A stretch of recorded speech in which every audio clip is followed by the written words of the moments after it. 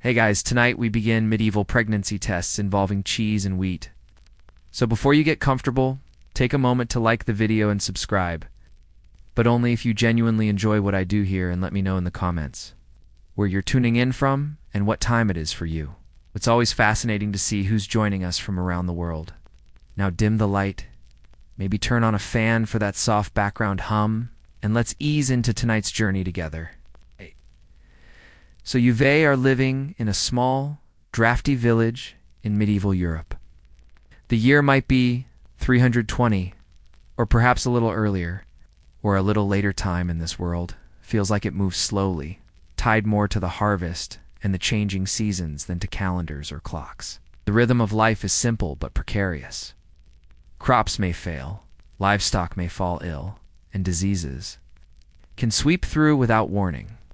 And yet, in the quiet corners of these fragile communities, perhaps nothing brings as much anxiety or as much quiet hope as the question of pregnancy. For most families, the future rests on the ability of women to bear children. Survival depends on heirs who can carry the family's name, tend the fields, and secure fragile inheritances. Yet, in an age without modern medicine, people often turn to rituals, folk wisdom, and improvised tests to confirm what we now take for granted. Whether a woman was with child? Among the strangest and most persistent of these methods were tests involving two common items of daily life, cheese and wheat. Cheese and the symbolism of life. Cheese, in medieval Europe, was more than food. It was preservation, a way of making milk last through leaner months.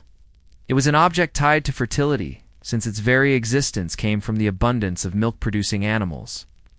To place cheese in a role of divination for pregnancy was not simply arbitrary.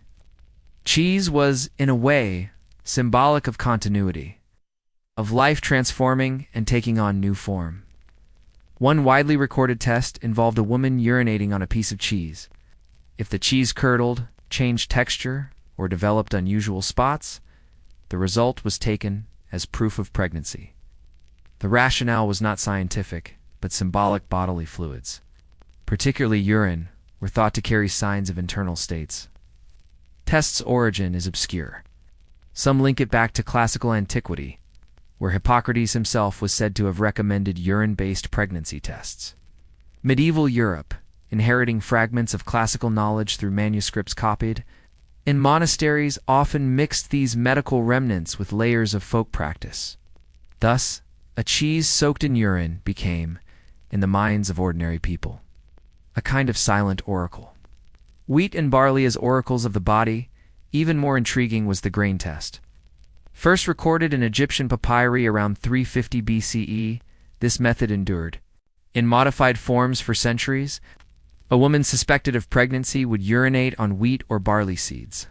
If the seed sprouted, it was taken as confirmation that life, too, was sprouting within her. The persistence of this test is remarkable. It appears again in medieval texts, sometimes recommended by physicians who blended Galenic medical theory with inherited folk wisdom. It was also, importantly, a test that poor households could attempt themselves. Wheat and barley were everywhere symbols of survival, bread, and continuity, that they might carry hidden knowledge about the human body only deepened their significance. Modern science has tested the ancient grain method and found surprising accuracy. Studies in the 20th century showed that urine from pregnant women, containing higher levels of certain hormones, can indeed stimulate faster seed germination compared to non-pregnant urine. In other words, what medieval people believed symbolically had at its root a fragment of truth, daily life context, to understand these tests. You must imagine the world in which they occurred. Villages were small, and nearly every household was tied to the land. Midwives carried much of the responsibility for women's health, their knowledge passed down orally rather than written in books. Doctors existed but were scarce, often reserved for the wealthy or the urban elite. For most people, healthcare was improvised, pragmatic, and deeply tied to local tradition. A woman who suspected pregnancy might seek the advice of a midwife who could feel her pulse, observe her complexion, or offer herbs to support early gestation. But waiting for visible signs missed periods, Swelling bellies was difficult in a world where miscarriage was common and child mortality was high. The urge to know early was powerful, and so these tests with cheese and wheat filled the gap. They offered certainty where none existed. Even if the results were inconsistent, they provided comfort or at least a sense of action. Medical theories behind the practice is why urine. The answer lies in medieval understandings of the body. Urine was considered a mirror of health, a reflection of the inner humors. Physicians trained in the Galenic tradition often examined its color, odor, and texture to diagnose disease. Urinalysis, complete with color charts, became a central medical practice. To a medieval mind, it was not strange to believe that urine could reveal pregnancy. After all, it revealed fevers, imbalances, and even death. Thus, dipping cheese into it or pouring it over seeds seemed no stranger than the physician's glass vial of urine held up to the light. The quiet weight of hope and fear imagine. Then, a woman in a small house, in the stillness of evening, performing the grain test. She crouches over a small pot filled with barley, pours her urine over it, and waits. Each day, she glances at the seeds, wondering if they will sprout. Around her, life continues. Children cry, animals shuffle, and smoke curls from the hearth. But in her heart is a quiet, gnawing question. Am I carrying new life? This is history not of kings or wars, but of the small, invisible acts that shaped families and futures. A piece of cheese on a wooden plate, a handful of barley in a clay pot, such ordinary items transformed by belief became tools of divination. Continuities. Across cultures, what is striking is how these practices connected Europe with older traditions. The Egyptian grain test was over 2,000 years old by the time it appeared in medieval manuscripts. This longevity suggests that people, across time and place, were united by the same pressing question. From Nile villages to English manors, from dusty towns of the Levant to German forests, women sought answers. And in their kitchens, the answers were shaped by cheese, wheat, and faith in signs. But how reliable were these tests? Did families truly base decisions about inheritance, marriage, even survival on the sprouting of seeds or the curdling of cheese? Or were these rituals less about certainty and more about reassurance? A way of placing control into the hands of those who otherwise had little. And so, as we close this first section, the image remains a pot of wheat, damp and waiting, and a woman glancing at it with hope and fear. A simple ritual, endlessly repeated. But behind it lies a question that is echoed across centuries. Did these tests truly guide lives? Or were they merely the shadows of hope cast upon ordinary objects? When we think about pregnancy today, we imagine doctors, laboratories, and standardized tests. The process is clinical, controlled, and measurable. But for the medieval woman, the act of knowing, truly knowing, was far more uncertain. And the boundaries between medicine, folklore, and faith blurred so seamlessly that it was difficult to tell one from the other. The cheese and wheat tests, strange as they may seem now, lived at the intersection of these three forces. To understand why people trusted them, we must look deeper at the medical theories of the time, the influence of religion, and the role of ordinary women in shaping and preserving knowledge. The legacy of Galen and Hippocrates' European medicine in the Middle Ages was dominated by the theories of Hippocrates and Galen, ancient physicians whose ideas had been preserved, translated, and reshaped through centuries. According to their view, the body was governed by four humors: blood, phlegm, black bile, and yellow bile. Health depended on balance among these humors, and illness reflected imbalance. Pregnancy. The system was understood not as a condition, separate from the rest of health, but as a subtle rearrangement of the body's humors. Physicians believed that a pregnant woman's body produced different vapors, fluids, and even odors, all of which could theoretically be observed. Urine, already central to diagnosis, became the obvious medium for detection. Thus, while the cheese and grain tests may appear like superstition to us, they actually fit comfortably within accepted medical theory. A physician in Paris or Salerno might have frowned at the rustic simplicity of dipping cheese in urine, but he would not have dismissed the principle that urine contained hidden truths. Uroscopy, the science of pee and deed. Medieval physicians elevated uroscopy, the examination of urine, to a near science. Charts were made illustrating dozens of shades of urine from pale yellow to deep brown, each associated with particular illnesses. Some physicians carried a special flask, known as a matula, in which urine samples could be held up to the light. The practice became so common that images of doctors gazing thoughtfully at a glass of urine became iconic representations of medicine itself. 1. A 4th century medical text describes pregnancy as detectable by a whitish cloud in the urine or by a change in smell and thickness. Other sources note that the urine of pregnant women could grow sweet or flowery in odor. Within this framework, cheese curdling or seed sprouting were not bizarre, just variations of the same idea. Urine was the messenger, the body's whisper, and anything that reacted to it might reveal hidden knowledge. Midwives and the quiet authority of women yet. While male physicians theorized in Latin texts, it was midwives who often practiced and preserved these methods in daily life. Midwives were central figures in medieval communities. They attended births, offered herbal remedies, and were trusted with intimate matters that men, including physicians, were often barred from observing. In many villages, the midwife would be the one to advise whether a cheese or grain test should be attempted. She might also perform her own examinations, placing a hand on the woman's belly. Watching for subtle changes in skin tone, or even listening for quickening, is the moment when fetal movement could first be felt. The authority of midwives was fragile, however. As the centuries wore on, the church increasingly sought to regulate them. Fearing their independence and their use of remedies outside clerical control, manuals written for priests sometimes warned against trusting midwives, accusing them of superstition or witchcraft. And yet, their knowledge endured precisely because it was practical, cheap, and grounded in the experiences of countless women. Religion and the divine mystery of birth, no understanding of medieval pregnancy tests is complete without recognizing the role of religion. For a deeply Christian society, pregnancy was not simply biological, it was spiritual.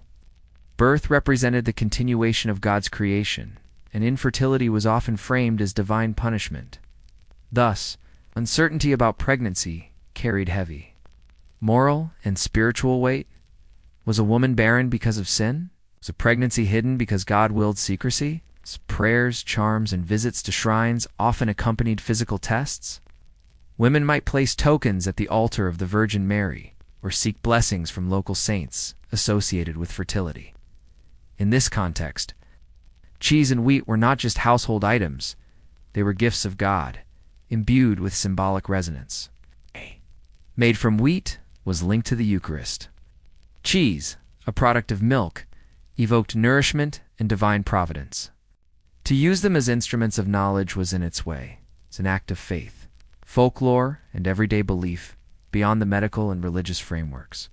These tests thrived in the domain of folklore. Families told stories of seeds sprouting overnight, or of cheese that soured suddenly at the touch of a pregnant woman's urine. Such stories spread from village to village, reinforcing belief through anecdote.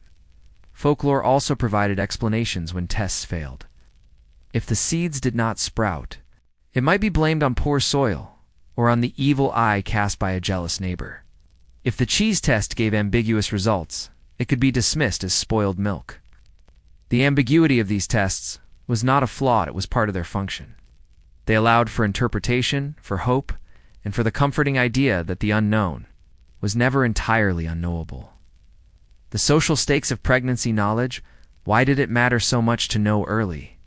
The answer lies in the precariousness of medieval family life. A confirmed pregnancy could influence marriage negotiations, inheritance disputes, or even the security of landholdings. In noble households, the pressure was even greater. A male heir could mean the difference between a dynasty continuing or collapsing. Among peasants, too, knowledge mattered. A family might need to prepare for another mouth to feed during the harsh months of winter. They might need to set aside a dowry or arrange fosterage if the child was born into hardship.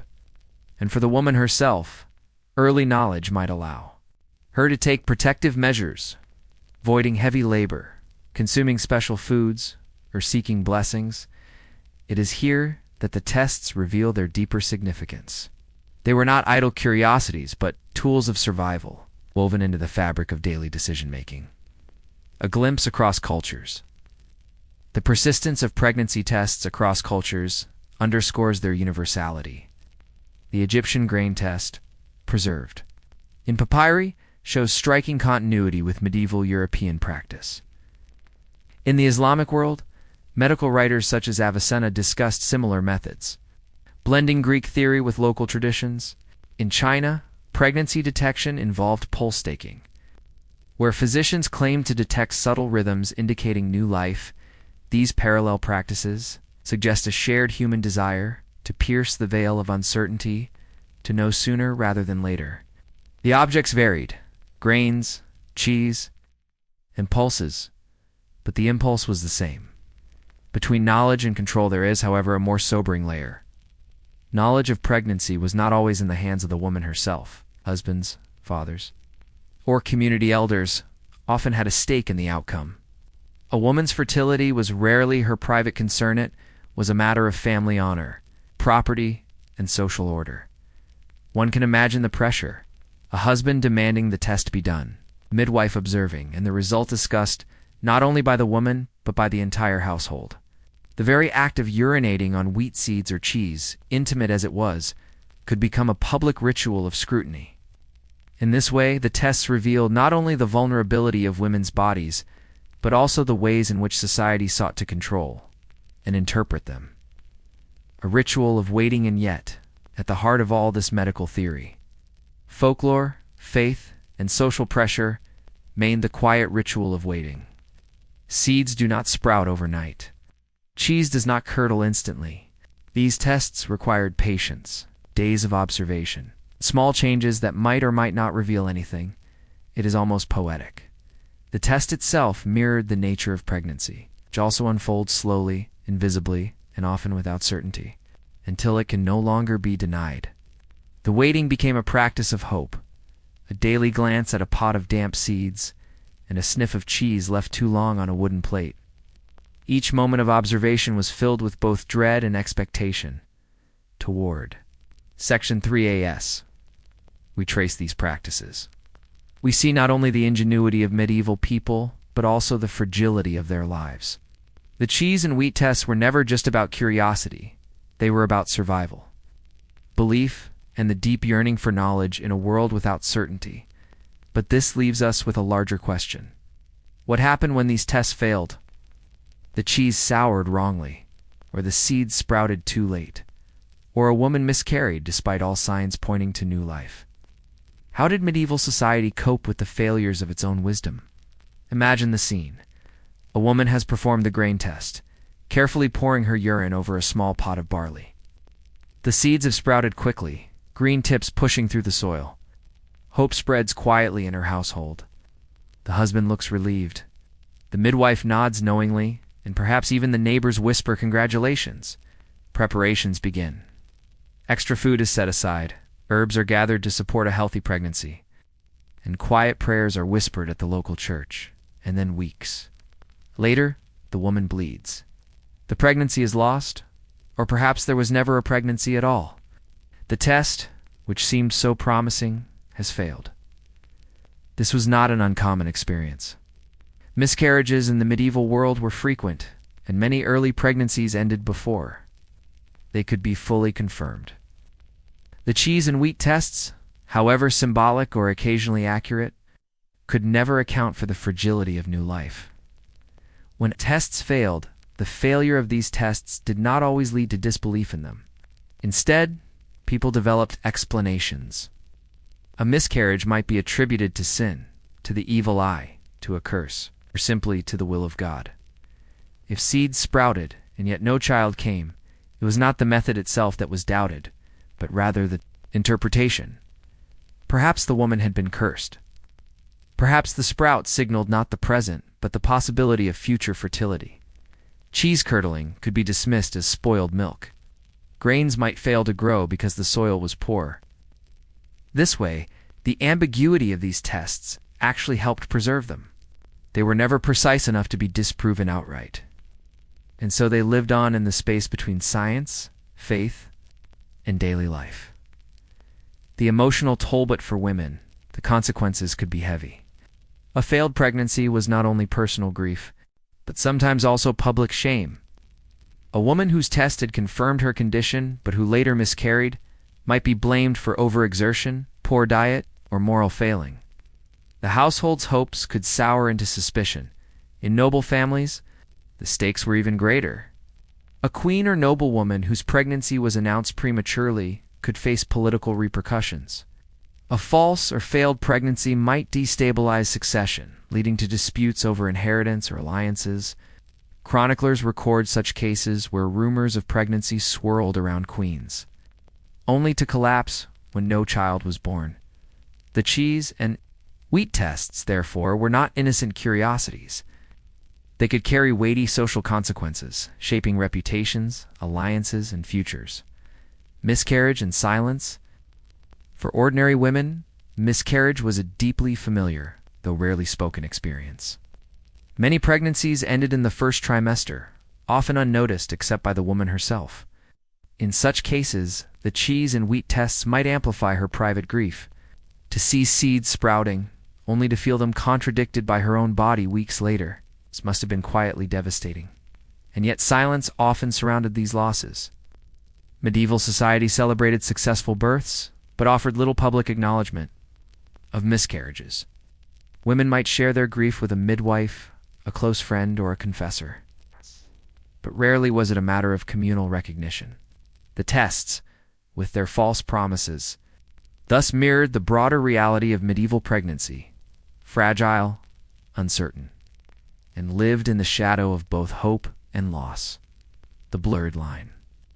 Between medicine and magic, failures of these tests also pushed them into the realm of what authorities might call magic. Physicians, particularly those trained in universities, sometimes dismissed village practices as superstitions while still clinging to their own forms of uroscopy. The church, too, viewed certain divinatory uses of ordinary objects with suspicion.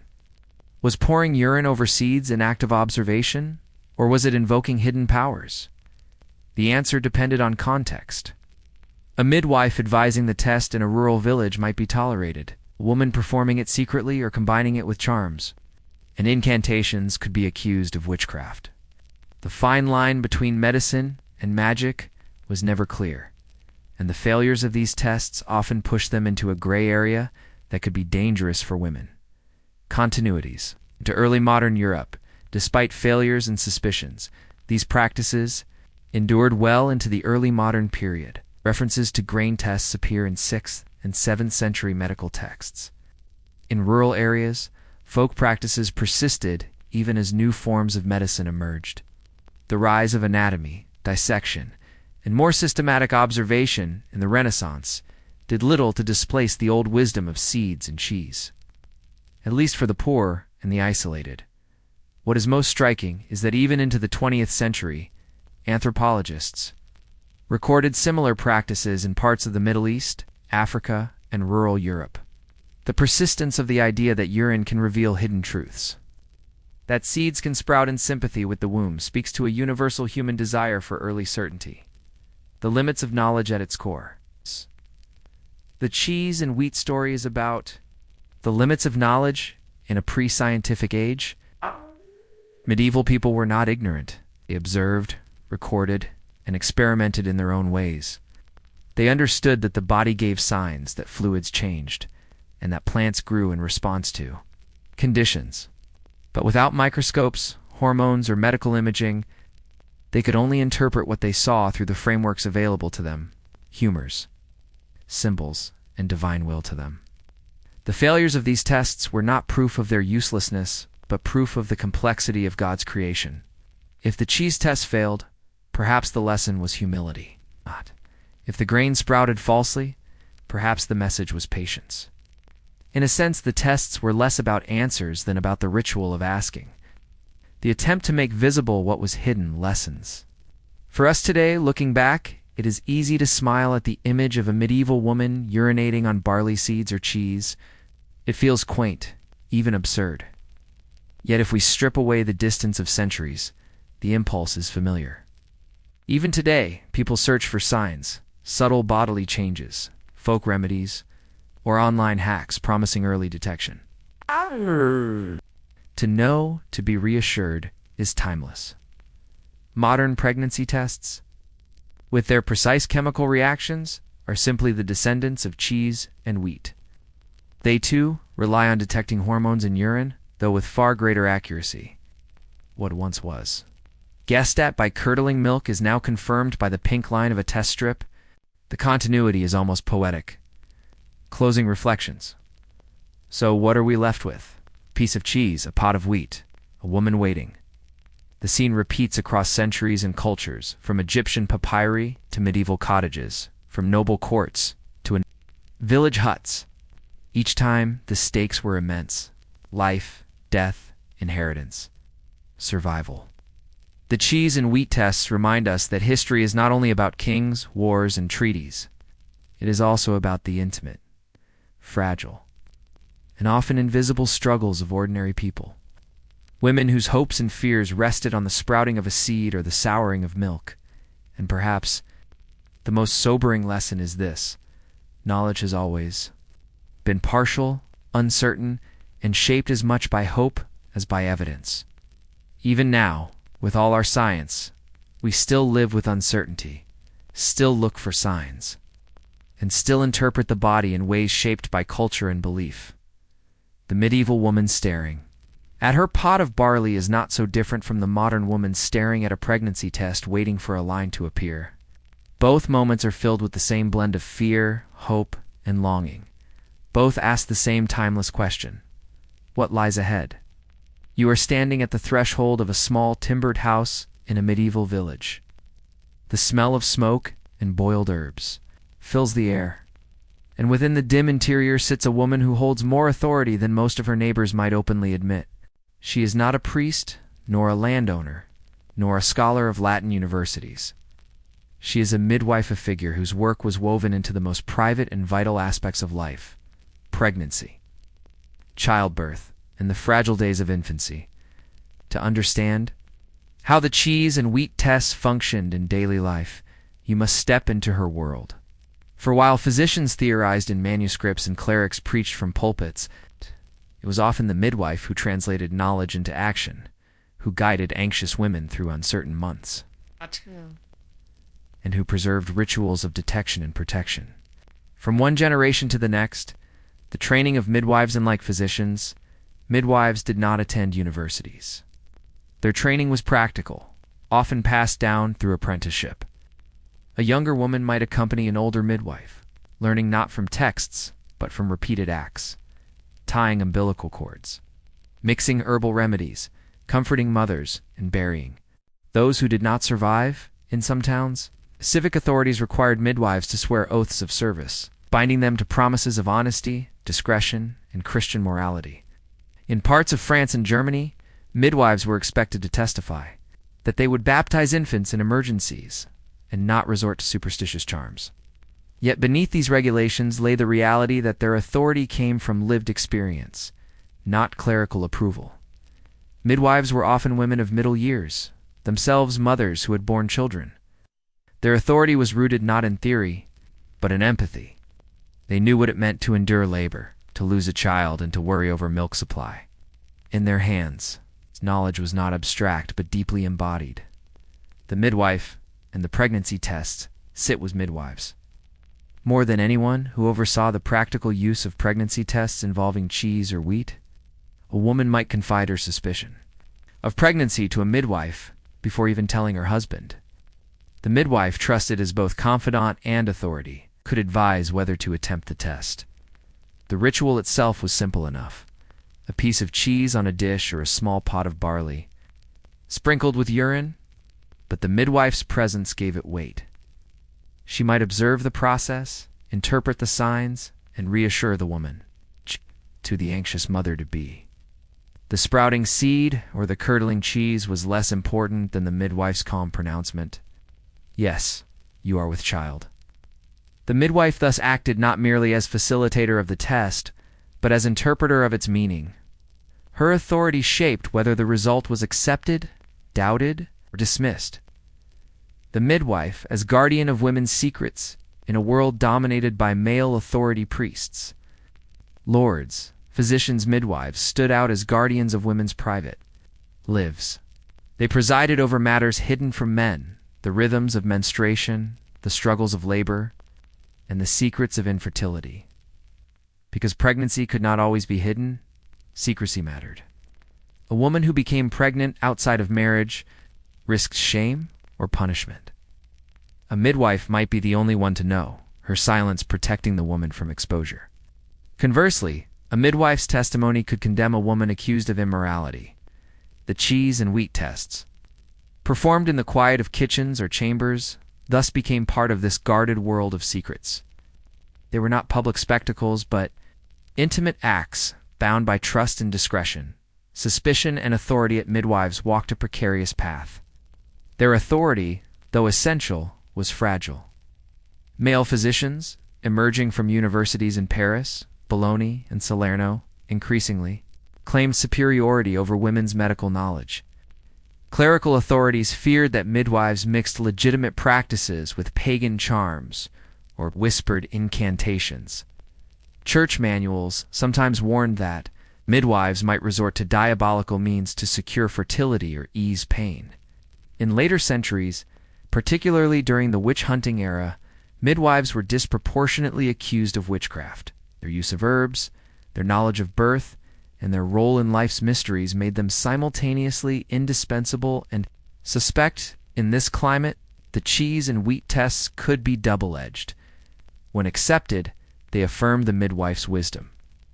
When questioned, they could be cited as examples of superstition, evidence of dangerous meddling with forces beyond proper Christian understanding.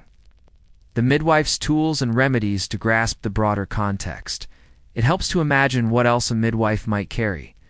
Her basket or satchel could contain herbs, such as rue, sage, or pennyroyal, used for regulating menstruation or easing childbirth, oils, and ointments, believed to soften the body and reduce pain, sharp knives or scissors for cutting cords, bindings and cloths for swaddling infants or wrapping the mother, small, religious tokens, crosses, relics, or blessed objects used for protection during dangerous labors.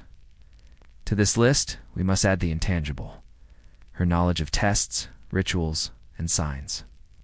A midwife might know when to recommend the wheat test, how to interpret the results, and how to offer comfort, regardless of outcome. These intangible tools, though less visible than herbs and knives, were often her most powerful. Midwives in noble and rural households, the role of midwives varied by social class.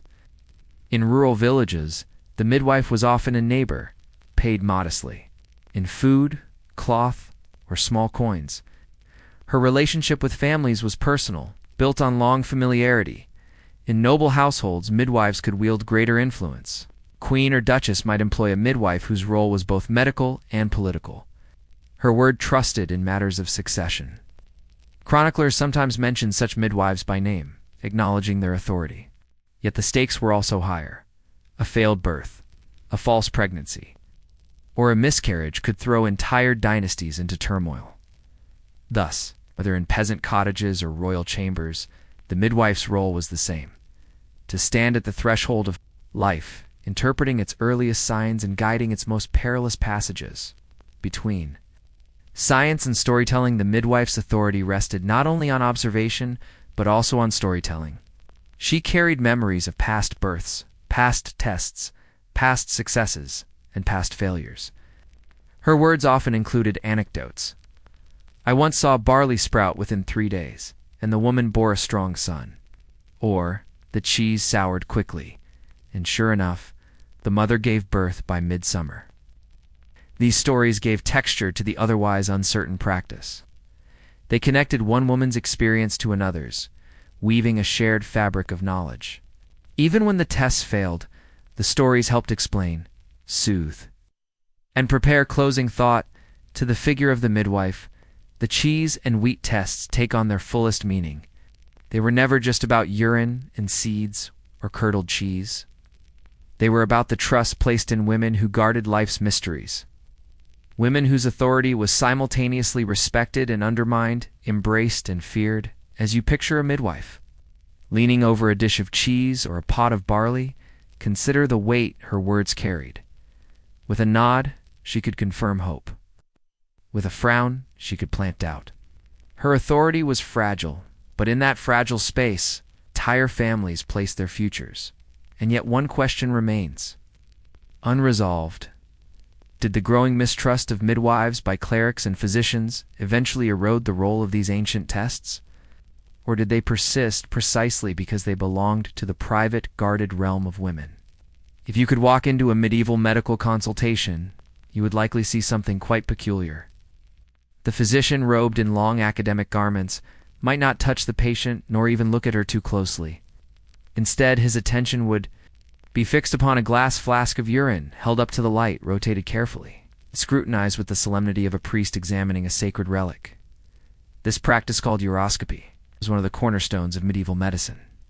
To understand why pregnancy tests involving cheese and wheat made sense to people, you must first grasp how profoundly the urine was believed to reveal the secrets of the body. The glass flask, symbol of medicine from the 12th century onwards.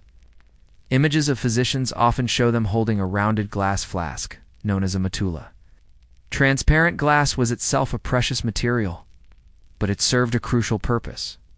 Urine could be studied for its color, clarity, sediment, bubbles, and smell. To medieval thinkers, urine was not mere waste. It was the distilled essence of the body's inner workings. If humors the four fluids of blood, phlegm, yellow, bile, and black, bile circulated through the body, then urine was the window through which their balance could be judged.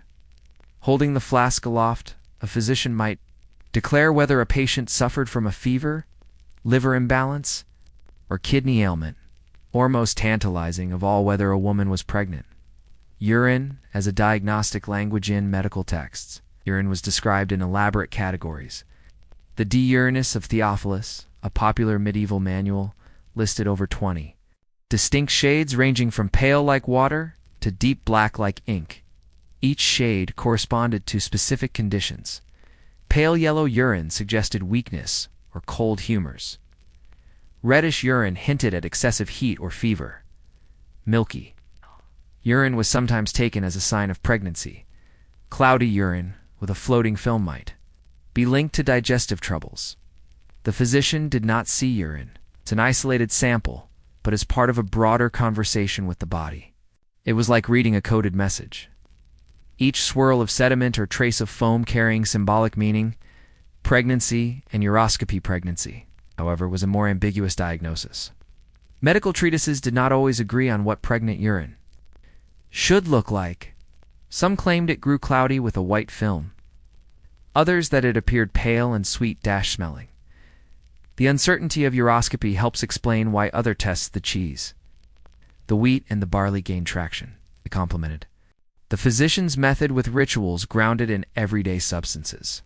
Together, they formed a multi-layered diagnostic culture. A woman might first consult her midwife for a barley sprouting test, then seek confirmation from a physician who held her urine to the light. The authority of both was shaped not by accuracy, but by the reassurance these rituals provided in an uncertain world. Urine and gendered authority. Uroscopy also highlights the gendered divide in medieval medicine. Physicians, almost always male, trained in Latin universities, emphasized the urine flask, a tool of intellectual analysis. Midwives, always female, grounded in oral tradition, emphasized substances of daily life, seeds, cheese, and herbs. Both examined fluids of the body, but their methods diverged in symbolism. For the physician, urine was a philosophical key, interpreted through humoral theory. For the midwife, urine was a practical ingredient, capable of nurturing barley sprouts or curdling cheese. In this divide, we glimpse not only different practices, but also competing visions of authority: the scholarly, public, and masculine, and the embodied, domestic, and feminine. Urine in literature and folklore. Urine was not confined to medical flasks. Medieval literature and folklore often mention its diagnostic or magical uses. Some charms advise sprinkling urine at thresholds to ward off spirits. Others warned against leaving urine in the open, lest witches use it to cast spells upon its owner. The association of urine with both diagnosis and danger reinforced its liminal status. It was simultaneously mundane and powerful, waste and revelation. For pregnant women, this duality was especially resonant. A sample of urine might bring reassurance, suspicion. To place one's urine in a midwife's pot of wheat or in a physician's glass flask was to submit part of oneself to judgment. To have private mysteries translated into public pronouncements. The visual culture of uroscopy medieval manuscripts often depict physicians examining urine. In some, the physician lifts the flask high against the sunlight streaming through a window. In others, he gestures solemnly toward the sample while students observe. The urine flask became so iconic that it appeared on the signs of apothecaries and doctors' shops, a recognizable symbol of the profession. Patience, meanwhile, sometimes mocked the practice. In comic tales, physicians are satirized for over-reliance on urine, diagnosing illnesses without ever speaking to the patient. Yet even mockery shows how central uroscopy was to medical culture. It was visible enough and distinctive enough to be parodied. When uroscopy failed, the reliance on urine, however, was not infallible. Physicians themselves admitted that urine could mislead. Change in diet, a restless night, or a minor fever might alter its appearance. Pregnancy, especially in early stages, remained elusive. A physician might declare a woman pregnant based on urine's cloudiness, only for her to miscarry or menstruate days later. Others might fail to detect pregnancy at all, leaving women frustrated or embarrassed. It was precisely in these gaps that tastes like wheat and cheese persisted. Where the flask's interpretation faltered, sprouting seed offered another form of hope. The symbolic weight of bodily fluids. Why did urine, above all fluids, receive such attention? Part of the answer lies in its accessibility. It's unlike blood, which required cutting. Urine could be obtained without pain or danger. Unlike sweat or tears, it could be collected in quantity, but more deeply. Urine was seen as a concentrated extract of the whole body. To analyze it was to analyze life itself. In this way, urine became a language, a symbolic mirror through which physicians sought to grasp the mysteries of health, disease, and reproduction. Closing reflection: when we place uroscopy alongside the cheese and wheat tests, we see less a conflict between science and superstition than a continuum of practices. All were attempts to read the body through signs. Whether the signs appeared in a glass flask, a dish of curdling cheese, or a pot of sprouting barley. The medieval world was one of interpretation. Every mark, every color, every change in matter could carry meaning. To declare pregnancy was not simply to state a fact. It was to interpret a symbol, to translate bodily mystery into social reality. Thus, when you imagine a physician peering at a flask or a midwife bending over a pot of barley, think of them less as rivals and more as participants in a shared culture of signs. Their methods differed, but their goal was the same: to give certainty in a world where certainty was rarely possible to the medieval imagination. Seeds were never mere agricultural objects. They were fragments of life's deepest mystery. Seed was small, dry, and unremarkable to the eye. Yet within it lay the possibility of transformation: green shoots breaking through the soil, harvests rising from the earth, bread filling the table, and children continuing the family line. The barley and wheat used in pregnancy tests carried a resonance far beyond the pragmatic. They embodied fertility, continuity, and divine providence. If they sprouted in a woman's urine, it was not only a sign of pregnancy, it was a symbolic echo of the woman herself as a fertile field, her womb as soil, and her body as the ground of new beginnings. Wheat and barley, sacred grains. Medieval Europeans distinguished carefully between grains. Wheat was the noblest of cereals, associated with bread, the staff of life, and the very substance of the Eucharist. To eat wheat bread was to partake of divine nourishment. Its presence in a pregnancy test elevated the act into something almost sacramental, the holiest of grains meeting the holiest of conditions. The creation of life, barley, by contrast, was more humble. Often regarded as coarser food, suited to peasants or animals, it nonetheless held deep symbolic weight. Barley was hardy, sprouting quickly in rough soil. Its speed and resilience made it perfect for tests of vitality. If barley sprouted in urine faster than wheat, it might suggest the vigor of a male pregnancy. If wheat sprouted more slowly, perhaps, a female child was expected. Thus, barley and wheat together formed a kind of cosmic balance, the quick and the noble, the earthy and the divine. Seeds in Christian imagination, medieval Christianity was steeped in agricultural imagery. The Bible itself described the kingdom of heaven as a mustard seed, faith as something sown and reaped, and resurrection as a seed buried in the earth, rising anew. For a woman to watch barley sprout in her urine was to witness a parable of her own body. Just as Christ's body was symbolized in the bread of wheat, so too her womb was symbolized in the germinating seed. Life and faith intermingled, and what might seem today a quaint superstition was, for her, a moment of sacred reassurance. Seeds. As test of truth, the sprouting seed test also reflects a deeper medieval habit, to turn to nature as a witness of hidden truths. Seeds were regarded as incorruptible arbiters. Human could lie, a physician could be mistaken. But a seed placed in the honest environment of urine would reveal what words could not. In this sense, the barley test was not simply a diagnostic tool, but a moral drama, declared that nature itself bore witness to pregnancy. Bypassing human error or deceit, seeds engender some medieval texts. Describe variations of the test in which wheat and barley sprouted differently depending on the sex of the child.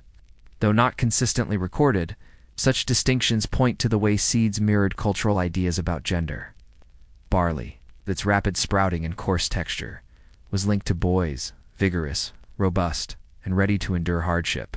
Wheat, slower, but finer, was associated with girls, delicate, noble, and refined.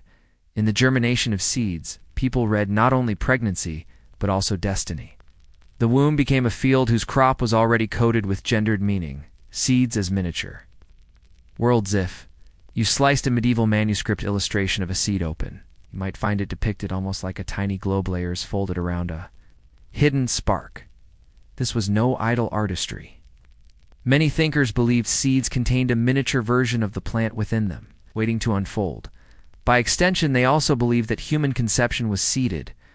The man's semen carried the form, the woman's body, the soil. To test pregnancy with seeds was therefore symbolically fitting. Seeds revealed whether another seed had indeed taken root. Ritual power of planting, the act of planting seeds, was always tinged with ritual.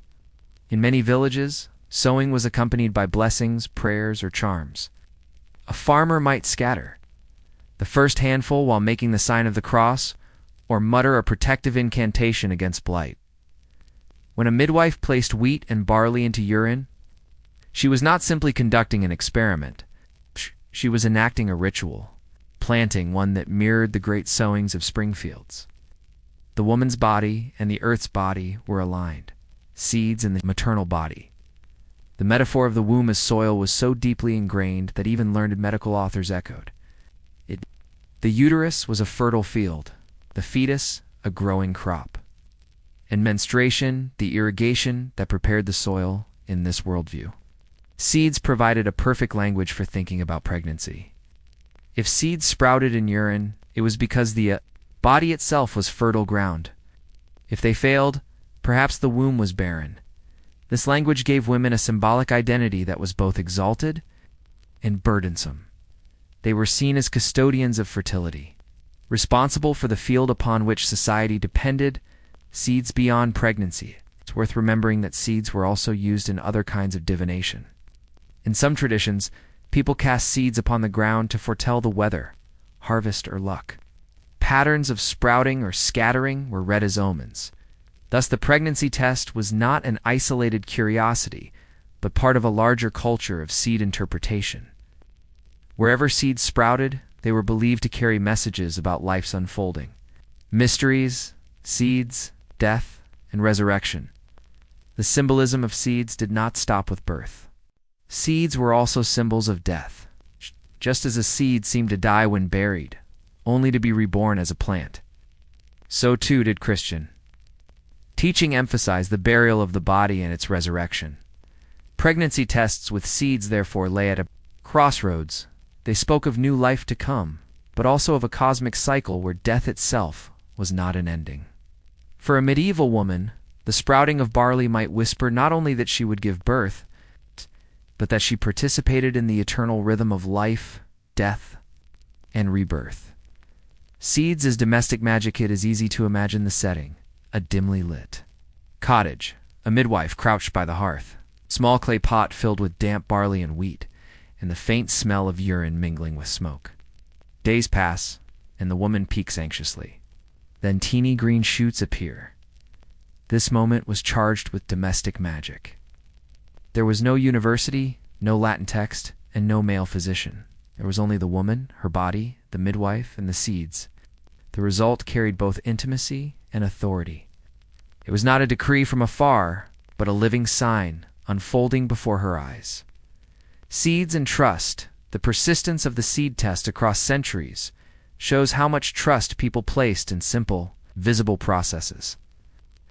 Unlike urine in a glass flask, which required learned interpretation, seeds were direct.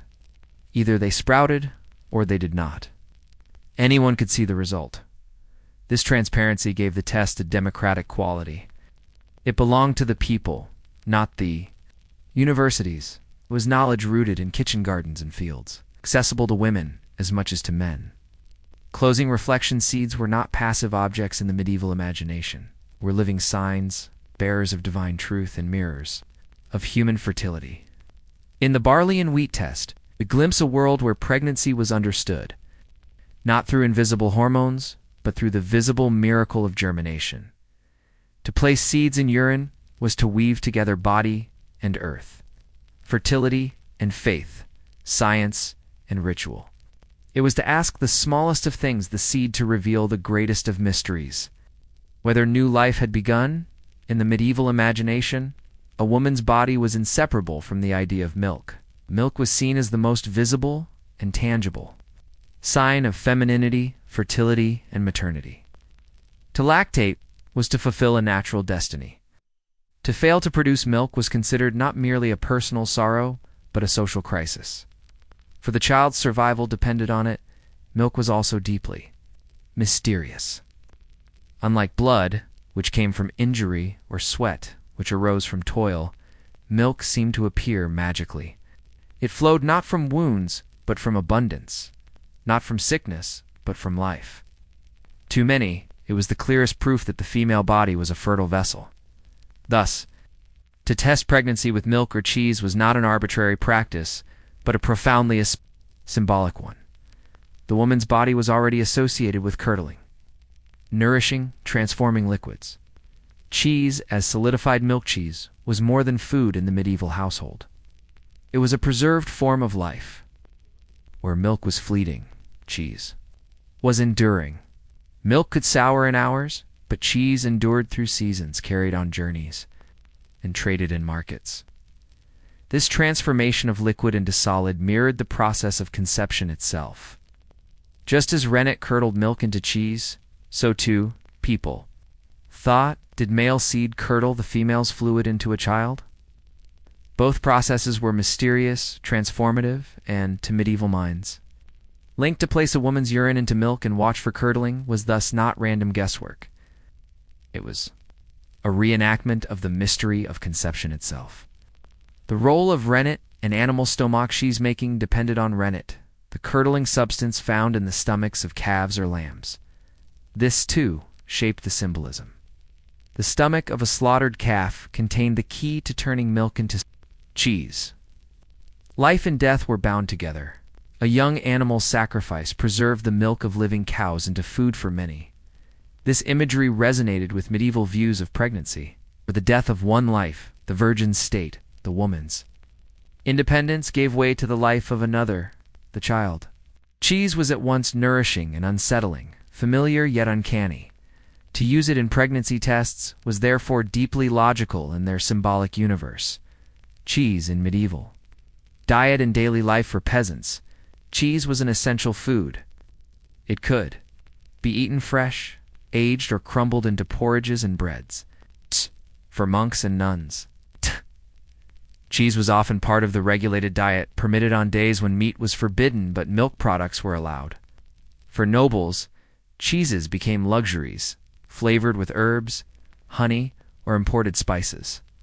Thus, igasaz was both ordinary and extraordinary. A woman testing her pregnancy with cheese did not reach for a rare medicine, but for something present in her kitchen or village. Yet in that ordinary object lay layers of sacred and symbolic meaning. Cheese as a mirror of the womb. When medieval healers placed a woman's urine into a bowl of milk or onto a piece of cheese, they watched for changes, curdling, separation, and souring. These transformations were read as reflections of the woman's inner state. The womb was imagined as a vessel of transformation, where fluids mingled and hardened into form. Cheese was the nearest domestic analogy. If urine curdled milk, it seemed proof that within her body, a similar coagulation, the shaping of a child, was underway. Cheese in Christian symbolism and Christian thought. Milk often symbolized purity and divine nurture. The Virgin Mary herself was sometimes depicted lactating, offering the Christ child the milk of salvation. Cheese, being concentrated milk, carried a quieter but related symbolism. The abundance of the divine distilled into nourishment for human. Bodhi's monastic writers sometimes used cheese as a metaphor for spiritual transformation. Just as milk becomes something greater when curdled, so too the soul becomes more refined when shaped by discipline and prayer. Thus, the cheese pregnancy test had, whether consciously or not, echoes of this spiritual symbolism. It was a small domestic act that touched on cosmic metaphors. The materiality of cheese. Cheese was one of the most visually and texturally striking foods in the medieval kitchen. Its softness or hardness, its smell, and its slow aging all were tangible. Unlike invisible humors circulating in the body, cheese offered something one could see, touch, and smell. This made it a trustworthy medium for tests. If cheese changed when touched by urine, it was a physical sign, undeniable and concrete. Just as with barley seeds sprouting, the test was visible to the naked eye, leaving little room for misinterpretation. Cheese in class, it is worth noting that the cheese test would not have looked the same in all households. A noblewoman might have used fine white cheese, fresh and delicate, perhaps flavored with herbs. A peasant woman might have used coarse, homemade curds, rough and pungent. This class distinction reveals how flexible the test was. Its authority lay not in the specific kind of cheese, but in the process itself. Whether soft or hard, rich or humble, cheese carried the same symbolic link to the womb. Cheese engendered medicine, medical. Texts often claimed that women's bodies were more moist than men's, filled with excess humors that needed regulation. Cheese, as a food, was also considered moist and phlegmatic. Eating too much cheese, doctors warned, could lead to sluggishness or imbalance. This parallel made cheese a natural partner for female diagnostic tests. A moist body was tested with a moist food. If the two interacted strangely, it confirmed the theory that a pregnancy and imbalance of humors was present. Cheese in folklore and superstition beyond medicine. Cheese had a curious role in folklore. In some tales, witches were said to spoil milk and cheese, curdling it with spells. In others, cheese was offered as a gift to fairies or spirits. Children grew up hearing riddles and jokes about the moon being made of cheese. All this made cheese a liminal object, ordinary food, yet also magical, subject to transformations that could never be fully explained. This liminality made it perfect for testing mysteries like pregnancy. Cheese as evidence of truths, just as seeds were trusted because they either sprouted or not. Cheese was trusted because it either curdled or not. There was no need for expert interpretation. Anyone could see the result. This transparency gave women and midwives a kind of authority that male physicians, with their complex Latin texts often obscured. Cheese told the truth plainly in the language of everyday life. Cheese, as embodied time cheese, is also a food of patience. To make cheese is to wait days for soft cheese, months for hard cheese, sometimes years for the finest wheels. It is a food that teaches waiting and watching. Pregnancy, too, is a condition of waiting and watching, of slow transformations hidden within the body. In this way, cheese mirrored the temporal rhythm of pregnancy. To test with cheese was not only to read the present, but also to enter into the slow unfolding of time itself. Closing reflection to us. The idea of mixing urine with cheese may sound odd, even distasteful, but to medieval minds, it was profoundly fitting. Cheese was milk transformed, just as pregnancy was womanhood transformed. Both were processes of coagulation, patience, and mystery. When a woman watched cheese curdle in her urine, she was not merely running a crude experiment. She was participating in a symbolic act, one that united her body with the domestic world around her, one that made the invisible visible.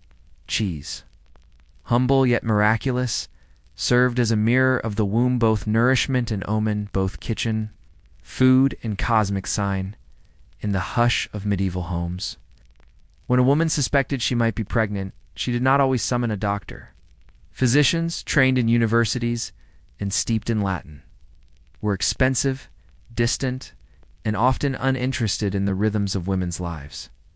Instead, she turned to the midwife. The midwife was not merely a helper at birth. She was a repository of memory, ritual, and whispered knowledge passed from elder women to younger ones. Her hands carried the experience of countless births, miscarriages, and remedies. Her words carried the authority of lived truth. Midwives moved through homes and villages like quiet keepers of mysteries. They knew which herbs soothed cramps, which prayers calmed fear, and which signs foretold danger. When a woman wondered if she carried new life, the midwife was often the first and most trusted voice she turned to knowledge. Beyond books mail, physicians of the age prized their texts. They quoted Aristotle, Galen, and Avicenna. He wrote treatises in long, looping Latin script, full of diagrams of humors and organs. Midwives, however, carried their learning in the body. Their knowledge was embodied, gained by touch, sight, and repetition. They felt the pulse, the belly, and the warmth of the skin. They listened to breath and observed posture. They knew not only the medical, but also the social, the fears of a young wife, the anxieties of an older woman, and the family tensions hidden in silences. Pregnancy tests with wheat, barley, or cheese were part of this lived knowledge. The midwife might not explain in Latin why a seed sprouted differently in a pregnant woman's urine, but she had seen it. Oh.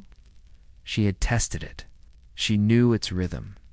Ritual and trust, the act of testing itself, was often ritualized.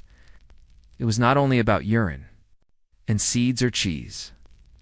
It was about comfort and reassurance. A midwife might speak softly, light a candle, or murmur a prayer to the Virgin Mary while preparing the test.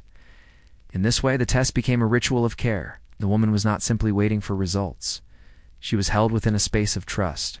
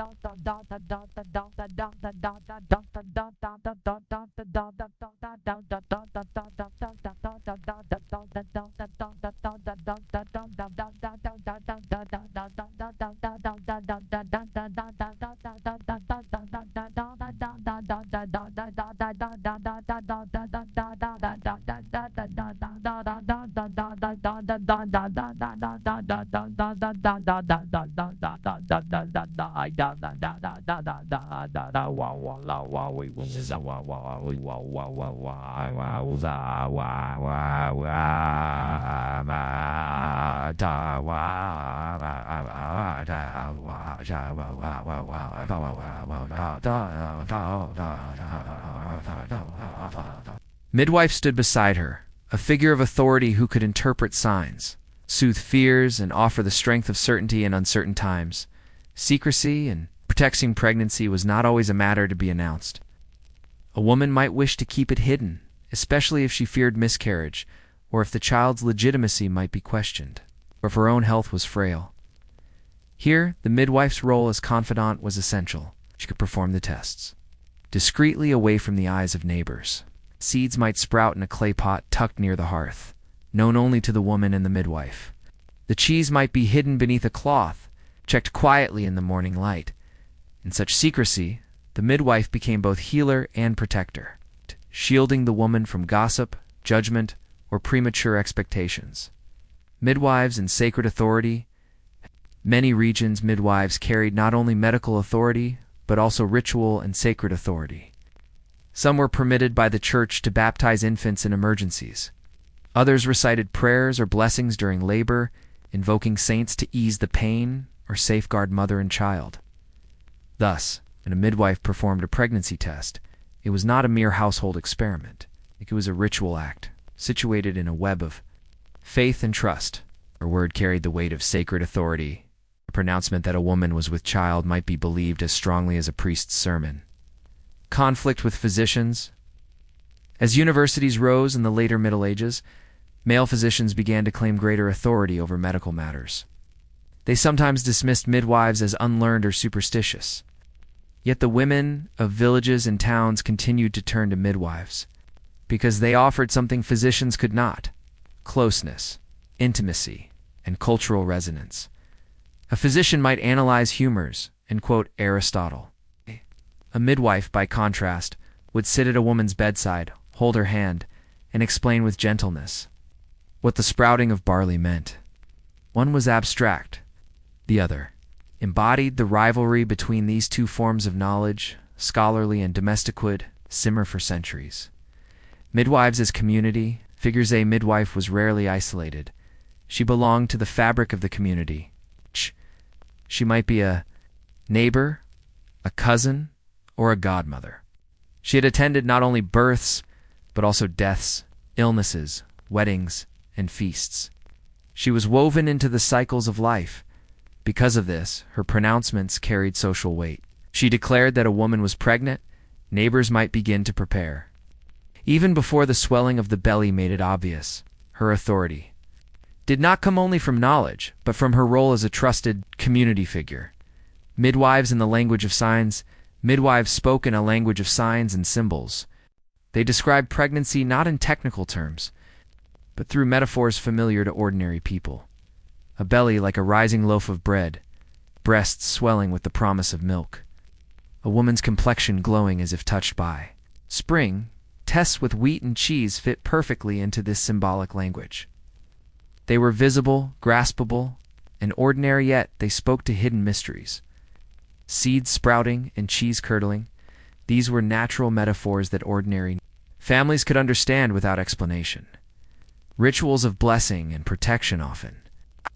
The pregnancy test did not end with observation alone. If seeds sprouted or cheese curdled, the midwife might add a blessing, a whispered prayer, sprinkling of holy water, or a gesture of the cross.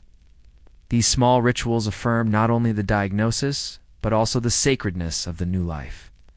They framed pregnancy as not just a biological event, but a spiritual one.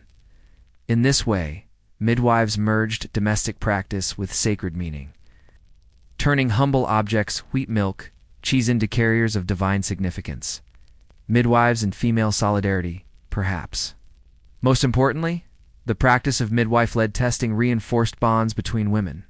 In a world where men dominated law, politics, and university learning, women carved out their own domains of authority, domestic, bodily, and ritual, gathered around the hearth. Women shared secrets, remedies, and interpretations. The midwife guided, but she was not alone. Older women recalled their own experiences. Younger women watched and learned. Knowledge passed hand to hand, generation to generation. In this intimate female space, pregnancy tests were part of this web of solidarity. They were not only diagnostic tools, but also moments of communal bonding, in which women affirmed their power to understand and guide the mysteries of their own bodies. The ambiguity of authority, midwives walked a delicate path. Their authority was respected, but it was also fragile. If a birth went poorly, they could be blamed. If a test proved wrong, their knowledge could be doubted. And sometimes in places, midwives were even accused of witchcraft. Their intimate knowledge of female bodies recast as dangerous or diabolical. Thus, the simple act of testing pregnancy carried risk as well as trust. To pronounce a woman pregnant was to step into a position of responsibility and potential danger. Closing reflection, the story of midwives is the story of quiet power. They stood outside the universities, outside the courts, and outside the official halls of medicine, yet they carried immense authority in the intimate spaces of kitchens and bedchambers. Pregnancy tests with cheese and wheat revealed not only medieval curiosity about the body, but also the deep trust placed in these women. Through ritual, secrecy, and embodied knowledge, midwives transformed ordinary foods into sacred signs. They remind us that history is not only written in books of physicians, but also whispered in kitchens, carried in the steady hands of women who tended life at its most vulnerable thresholds. When we picture science today, we imagine laboratories, glass beakers, white coats, and metal instruments. But in the Middle Ages, for most ordinary people, the laboratory was far humbler. It was the kitchen hearth. The fire was the heart of the home, where meals were cooked, clothes dried, and medicines prepared. A woman's hands worked there every day, transforming raw materials into food, drink, and remedies. It was a place of heat, transformation, and experiment, though medieval women may never have used the word experiment. Their daily work carried its essence. So when it came to pregnancy tests with wheat or cheese, the household kitchen provided everything: the vessels, the warmth, and the patience to observe.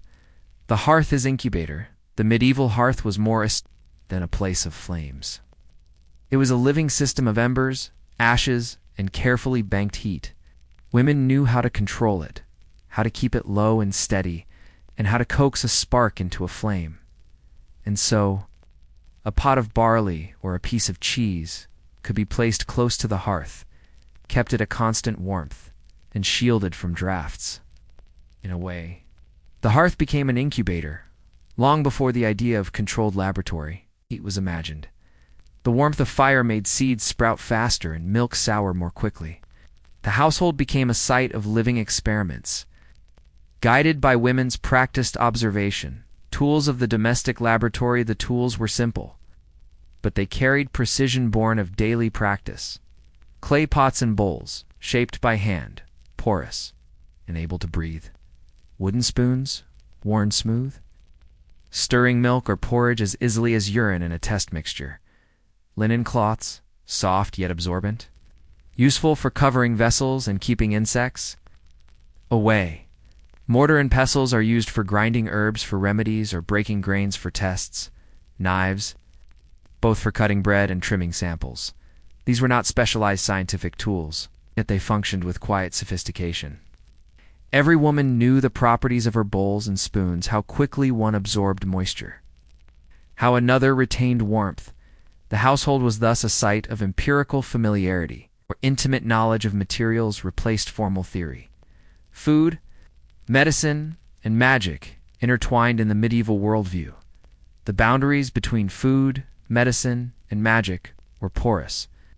Bread was nourishment, but it was also healing and sometimes sacred. Wine was a drink, but also medicine and a sacrament. In the same way, cheese and wheat were never just food. They were symbols of fertility, growth, and divine providence. Using them to test pregnancy made sense because they were already carriers of meaning. A loaf rising in the oven, a seed bursting from the soil, these everyday transformations were mirrors of the body's hidden mysteries. The kitchen was the space where these parallels became tangible. The act of waiting pregnancy. Tests in the home were never instant.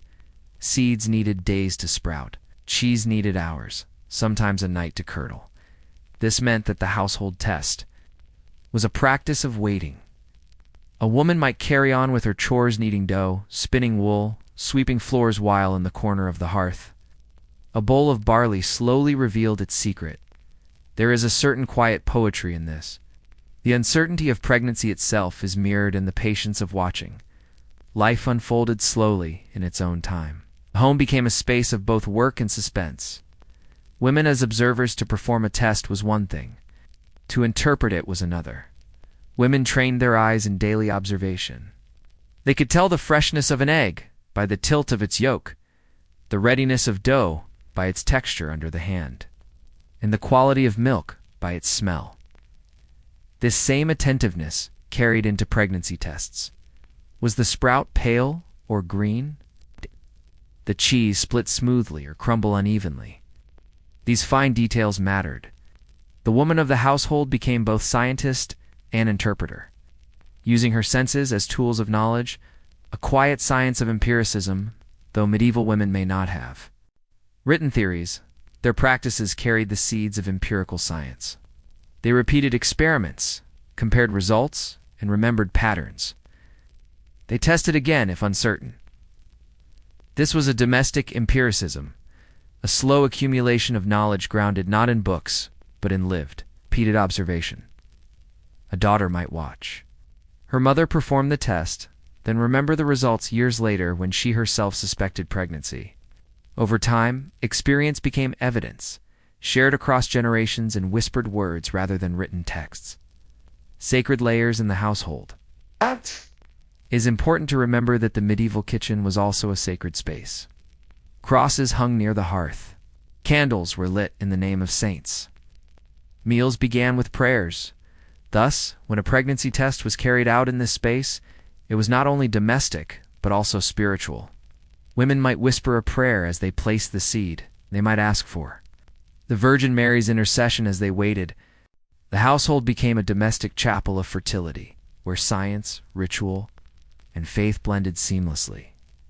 Household science versus university science in the same centuries when women were testing pregnancy in kitchens. Scholars in universities were debating in Latin whether women contributed seed to conception or whether only men provided the vital spark. Learned men quarreled over theories of humors and wombs. But in households, women did not need theories of Aristotle. They had wheat, cheese, and the patient observation of daily life. The two forms of knowledge rarely met. One lived in manuscripts and disputations, the other lived in kitchens and cradles. Yet both sought the same thing, to understand the hidden mystery of life. The hearth is a place of power. If the church was the center of sacred life, and the market square the center of public life, then the hearth was the center of women's power. It was here that women cooked, healed, whispered, tested, and interpreted. The pregnancy test belonged to this world of domestic science rooted in female space. And it is telling that physicians, with all their authority, rarely entered this space. The hearth was not theirs. The household remained a female laboratory, protected by custom and intimacy. A gentle conclusion when we think of medieval households. It is easy to see only the hardship.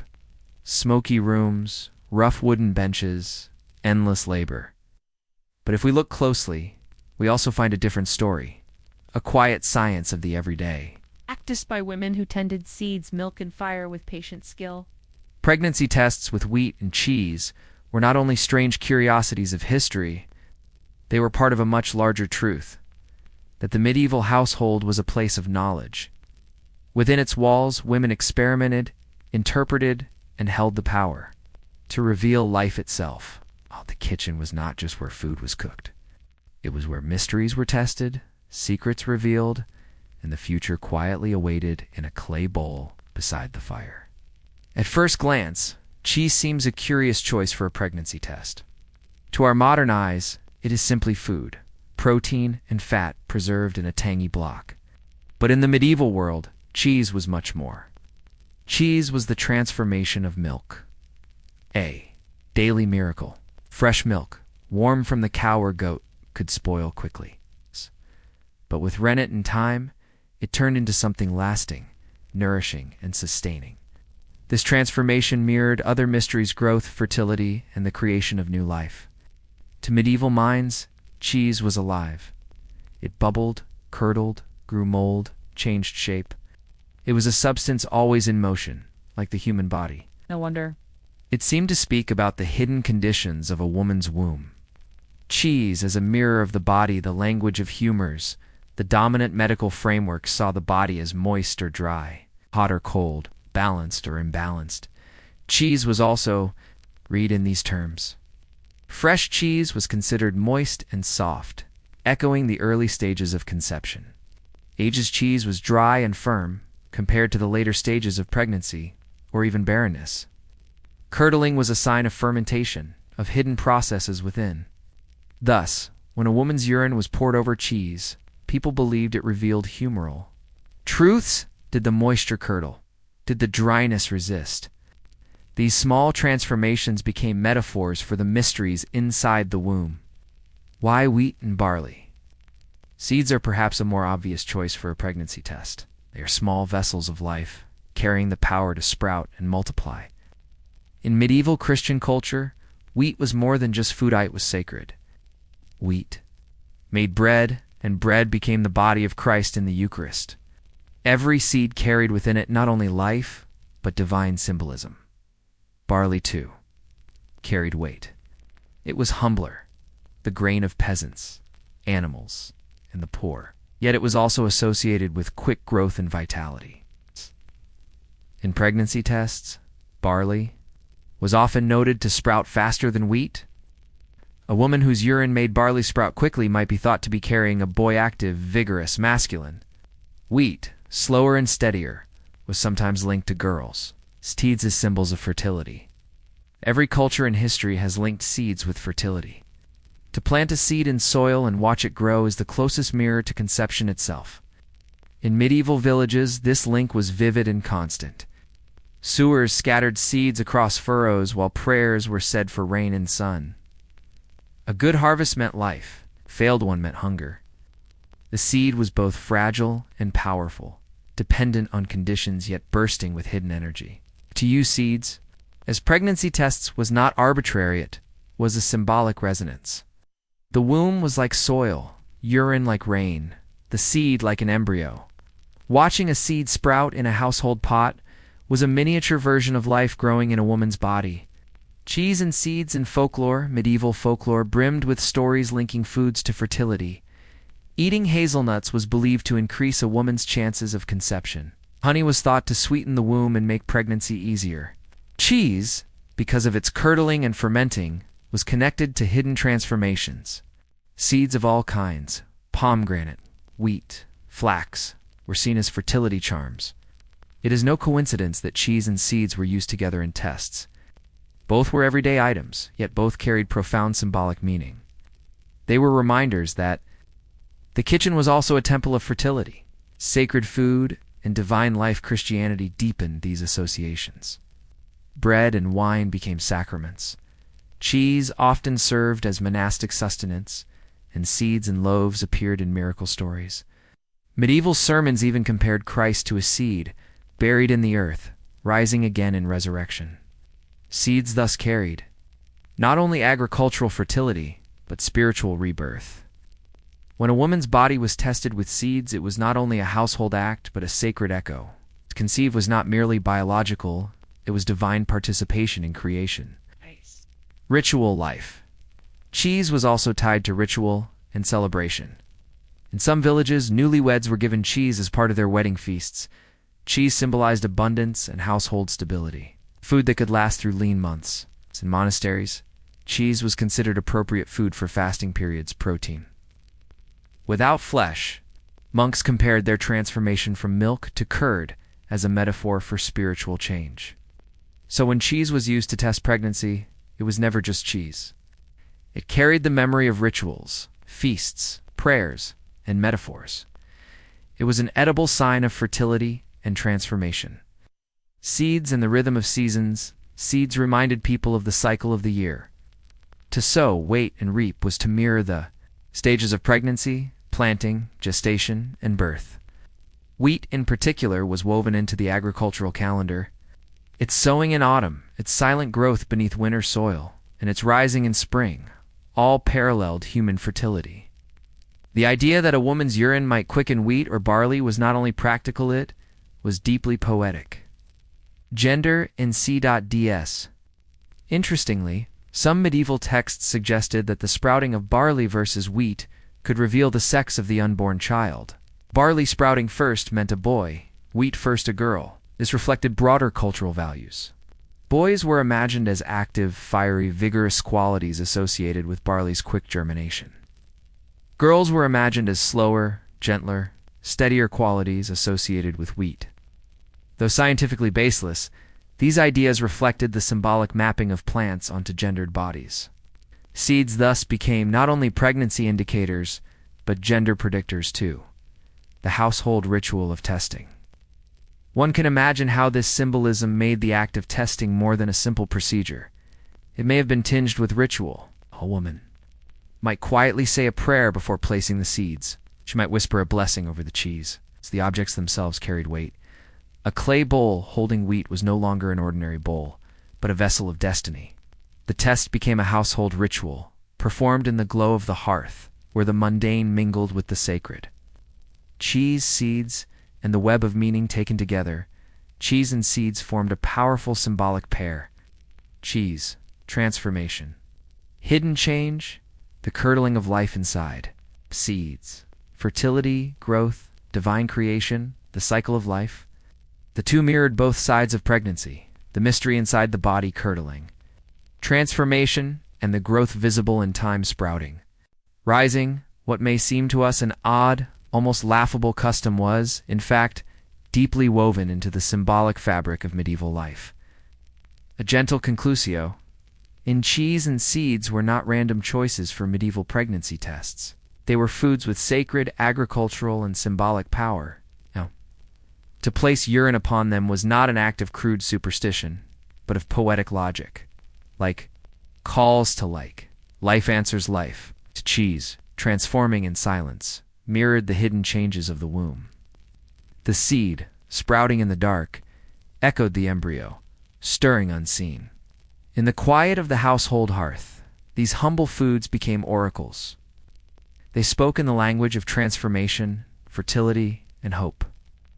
And in their whispers, medieval women heard the secret future, written not in books or stars, but in the everyday miracles of bread and milk, wheat and cheese. Imagine a woman in a small medieval cottage. The seeds have been placed in a clay bowl. The cheese has been set aside. The test has begun. And now, nothing. For days, sometimes even weeks, there is nothing to do but wait. No movement, no certainty. Only the woman's body, shifting in mysterious ways. And the tiny vessels of life on the hearthgrain and curd slowly changing. This waiting, perhaps, was the hardest part. A world without certainty. Tie in our world, a test strip can give an answer in minutes. But in the medieval world, certainty was rare. Is the cough a cold, or the beginning of a deadly illness? Would the crops yield or fail in a storm? The child lived to see adulthood or die in the cradle. Life was lived amid constant doubt. The pregnancy test, too, offered no surety. Even if seeds sprouted, even if cheese curdled, there was no guarantee. And so women were left suspended between hope and fear, inhabiting the in-between spaces of knowledge. During those waiting days, the woman might listen closely to her body. Did she feel queasy in the morning? Was she more tired than usual? Did her breasts feel tender? These subtle sensations could be read as signs, yet each sign could also be doubted. Fatigue might be hunger, nausea might be spoiled food, and the mind itself could trick the body just as the body could confuse the mind. So she watched the seeds. She watched the cheese. And inside her, she watched herself. Hope as a companion. Hope in those days was a fragile companion. A woman might lean on it, whispering small prayers. She longed for a child, every sprouting seed might look like a miracle. If she feared the burden of another mouth to feed, she might silently beg the cheese to remain firm, unchanged. Hope bent itself to circumstance.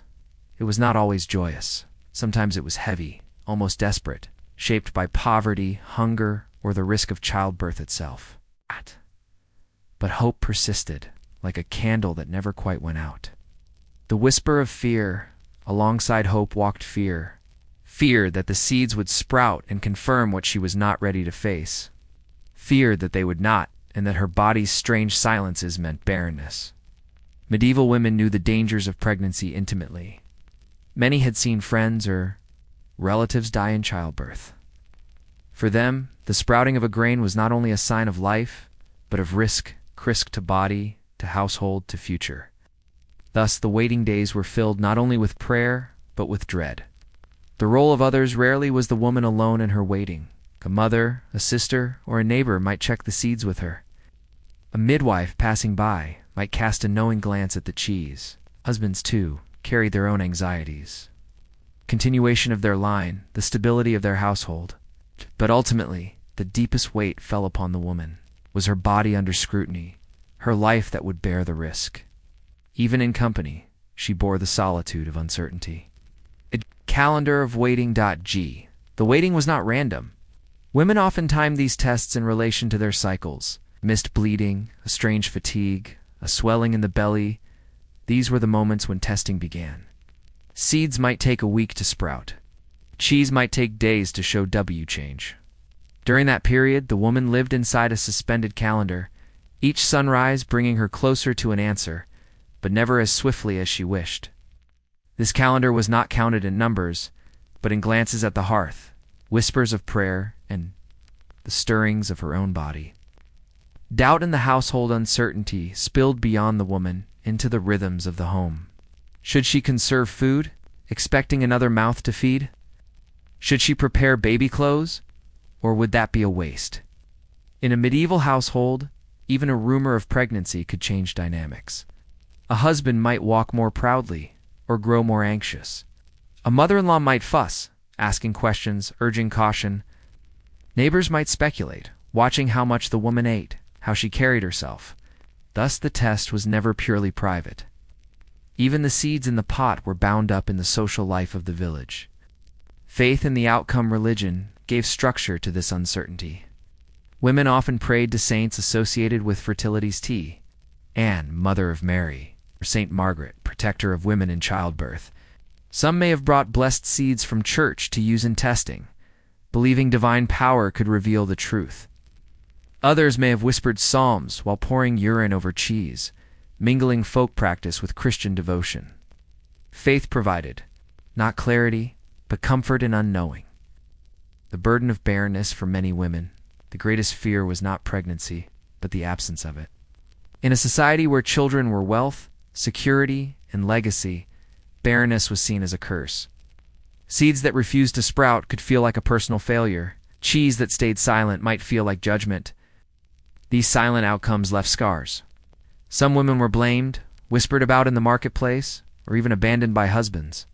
The uncertainty of testing carried not only personal weight, but social consequence. The mystery remained. No matter what the test revealed sprouting, seeds or unchanged curds, the truth remained hidden until time itself unveiled it. The belly would swell, or it would not. The child would quicken, or the silence would deepen. The seeds and cheese could only whisper. The body itself was the final oracle. And so the woman waited. Between hope and fear, between faith and doubt, she waited, a gentle conclusion. The uncertainty of medieval pregnancy tests was not only about biology, it was about the weight of living in a world without certainty, where every sign was both a clue and a mystery. Women bore this uncertainty with courage, weaving hope, fear, prayer, and patience into their days. Seeds sprouted, cheese curdled, hearts quickened and still. The future was unknowable. The story of waiting is the story of all human life. We plant, we hope, we fear, and we wait. In that waiting, medieval women carried not only the secret of their own bodies, but the silent burden of destiny. If there was one figure who stood closest to women during these uncertain times, it was the midwife. She was not merely a helper at birth, though that was her most visible role.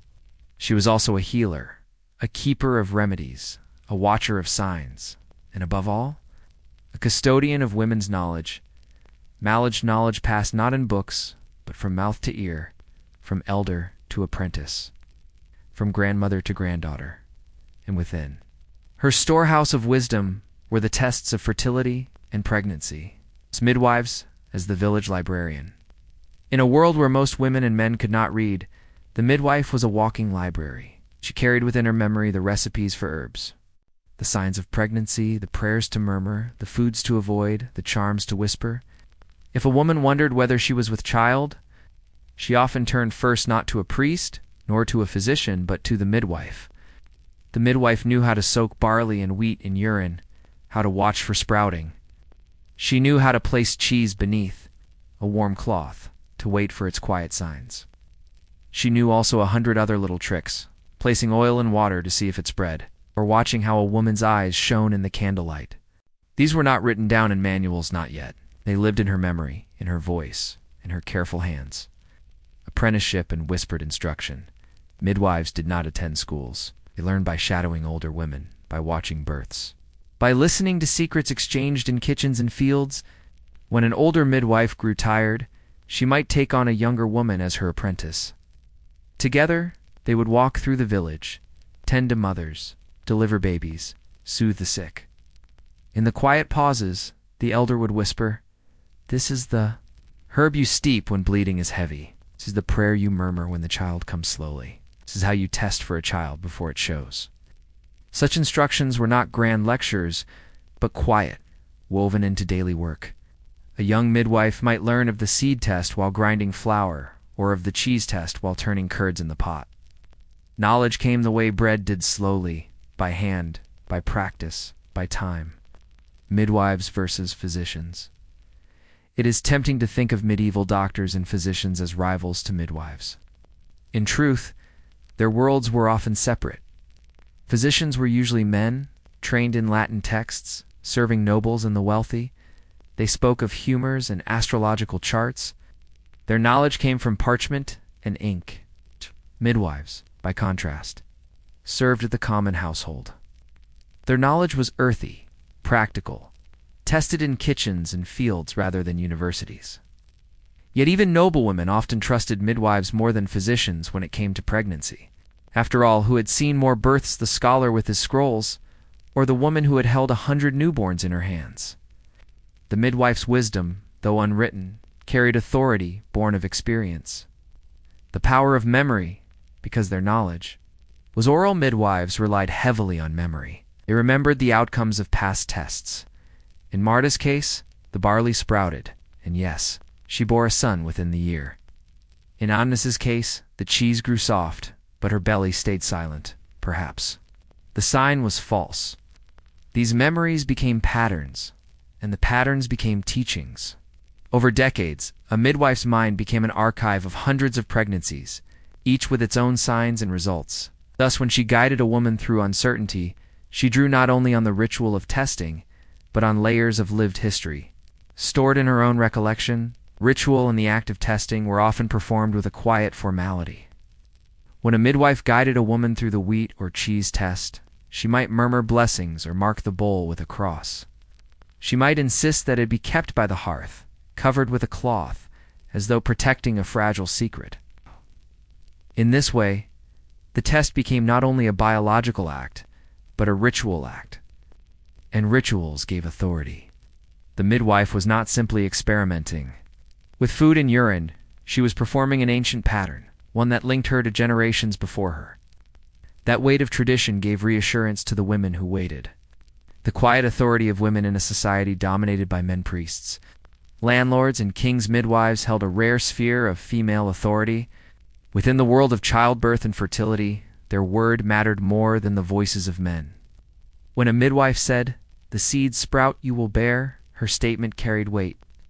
When she said, "The cheese is silent, perhaps not this year," her judgment shaped the expectations of families. In this narrow but vital realm, women trusted women. The suspicions they faced. Yet this authority also brought risk, because midwives dealt with the mysterious birth, fertility. Hidden knowledge, they sometimes became targets of suspicion. Churchmen occasionally accused them of superstition. Some were whispered about, as witches accused of working with charms and herbs beyond the bounds of Christian propriety. Inquisitors. centuries later, would look with suspicion on midwives precisely because they knew too much about women's bodies knowledge the male. Clerics did not control thus. The very practices that brought comfort to women also drew the shadow of danger, continuity through centuries, despite suspicion. Oh. Midwives endured. From village to village, century to century, they carried the knowledge of seed and cheese tests forward. Even when physicians dismissed such methods as superstition, women continued to rely on them, guided by midwives who had seen them work or at least had seen the hope they gave. In this way, midwives became the threads of continuity. Across time, without parchment or ink, they ensured that 1,000 small practices survived the centuries, whispered from one generation to the next. A sisterhood of knowledge. When we imagine medieval midwives, we should not picture solitary figures each keeping secrets to herself. Rather, we should imagine a sisterhood spread across villages and towns, loosely connected by the shared work of women's lives. At fairs, at weddings, at church gatherings, midwives might exchange tales. In our village, we test with wheat. In ours, we use barley. It sprouts more quickly. We watch the cheese, but only goat's cheese, never cows. Through such exchanges, the practice is spread, changing slightly in each place, but carrying the same underlying hope too. See the hidden truth of the womb. The midwife as storyteller more than anything. The midwife was a storyteller. She told the story of each test, linking it to past examples. She told stories of saints who protected women in childbirth. She told stories of other women and other pregnancies, weaving each tale into a web of reassurance. And in telling these stories, she passed them on so that her apprentices, her daughters, and her neighbors could remember and repeat them. Thus, the medieval midwife was not just a healer. She was a narrator of women's lives, preserving memory through voice when no parchment would bother to write it down. A gentle reflection when we think of medieval pregnancy tests, the barley. Wheat, the cheese, it is easy to picture only the objects, but behind those humble materials stood the midwives, the guardians of the knowledge, the ones who carried the seeds of memory across generations. They were the librarians of the hearth, the whisperers of secrets, and the witnesses of beginnings. Without them, the fragile chain of women's wisdom might have broken. With them, it endured, passed hand to hand like an ember carried from one fire to the next. The midwife, Zen, was more than a helper in childbirth. She was the vessel of knowledge itself, the reason we can still speak of wheat and cheese today, in our modern world. We separate science from superstition, medicine from magic, and prayer from practical remedies. But in the medieval mind, such boundaries barely existed. A test with barley seeds was not simply a matter of biology. It was, at the same time, a ritual, a prayer, and a gesture of hope. A woman watching cheese soften or wheat sprout might murmur words to the Virgin Mary or trace the sign of the cross over the bowl. She might whisper a charm passed down from her grandmother, invoking both heaven and earth in the same breath. There was no contradiction. God worked through signs, and signs revealed his will. Faith in everyday life, the medieval household was steeped in faith. Every act lighting the hearth, kneading bread, setting seed into the soil was performed. Under the shadow of prayer or blessing, it was believed that the world was alive with symbols and correspondences. The moons pull on tides. The saints watch over mothers, and the way the stars bent fate. So when a woman longed to know whether life stirred in her womb, she turned, not only to the seed or the cheese, but also to ritual acts of devotion. A candle might be lit to Saint Margaret, patroness of childbirth. A rosary might be held while the test was prepared. If the seed sprouted, it was taken not only as a natural sign, but also as a sign permitted or even sent by God. Charms and prayers, many of these pregnancy tests, were accompanied by small prayers or charms. Some have survived in fragments of manuscripts, often half hidden among medical recipes.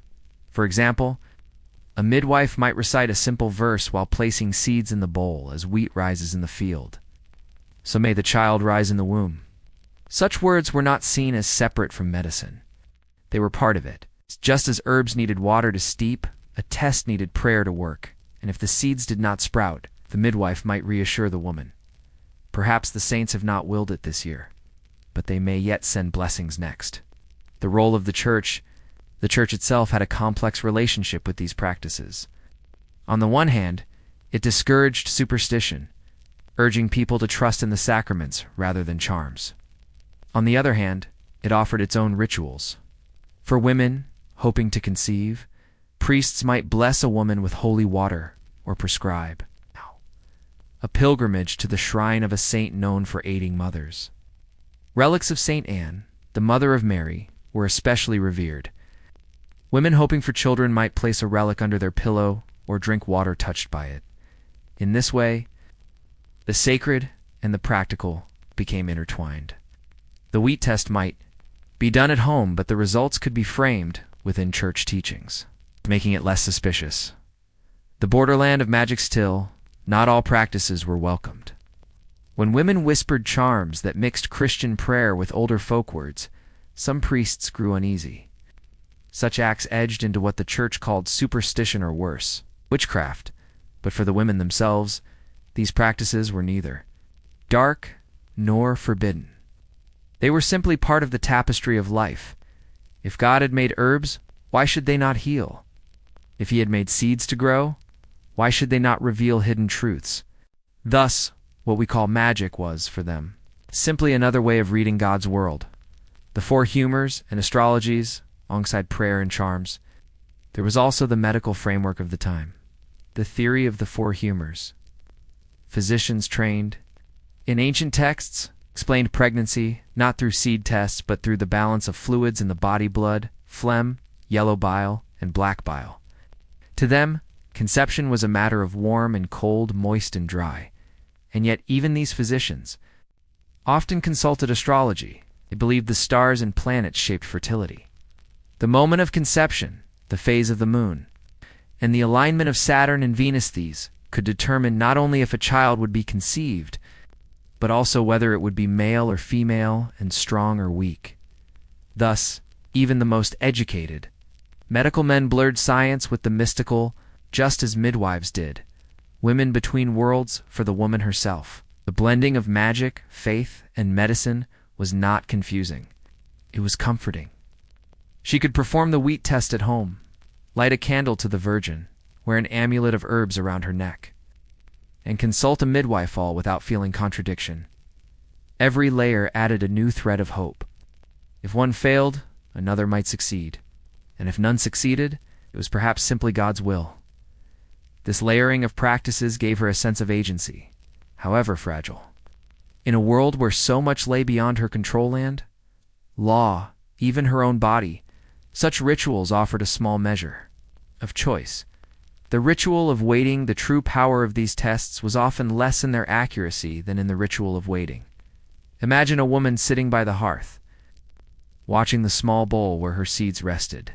Each morning, she lifted the cloth and peered at them, breath held. Would they sprout? Would they remain still? Each day carried a rhythm of hope and suspense. This waiting was itself a kind of prayer.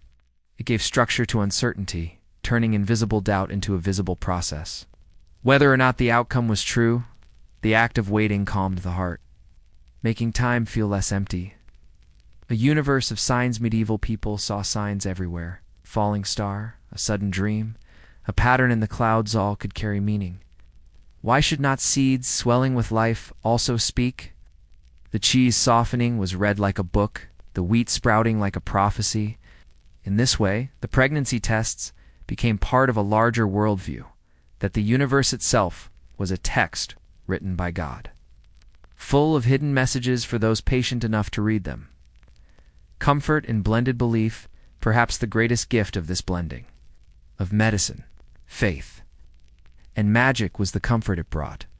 A woman did not need to understand the science of conception, knowledge hidden even from the scholars.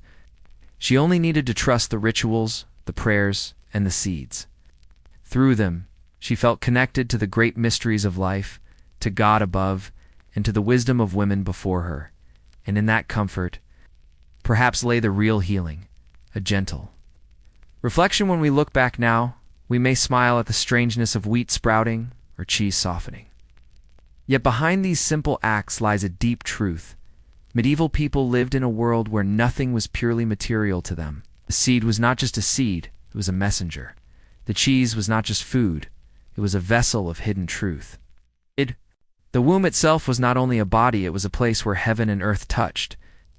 The boundaries blurred, the lines dissolved, and in that mystery, they found meaning beneath all the rituals. Beneath the sprouting seeds and the prayers whispered to saints, there pulsed a single question. Am I with child? It was a question spoken aloud only to a trusted midwife, a sister, or perhaps to no one at all. For in the medieval world, a woman's body was both her own and not her own.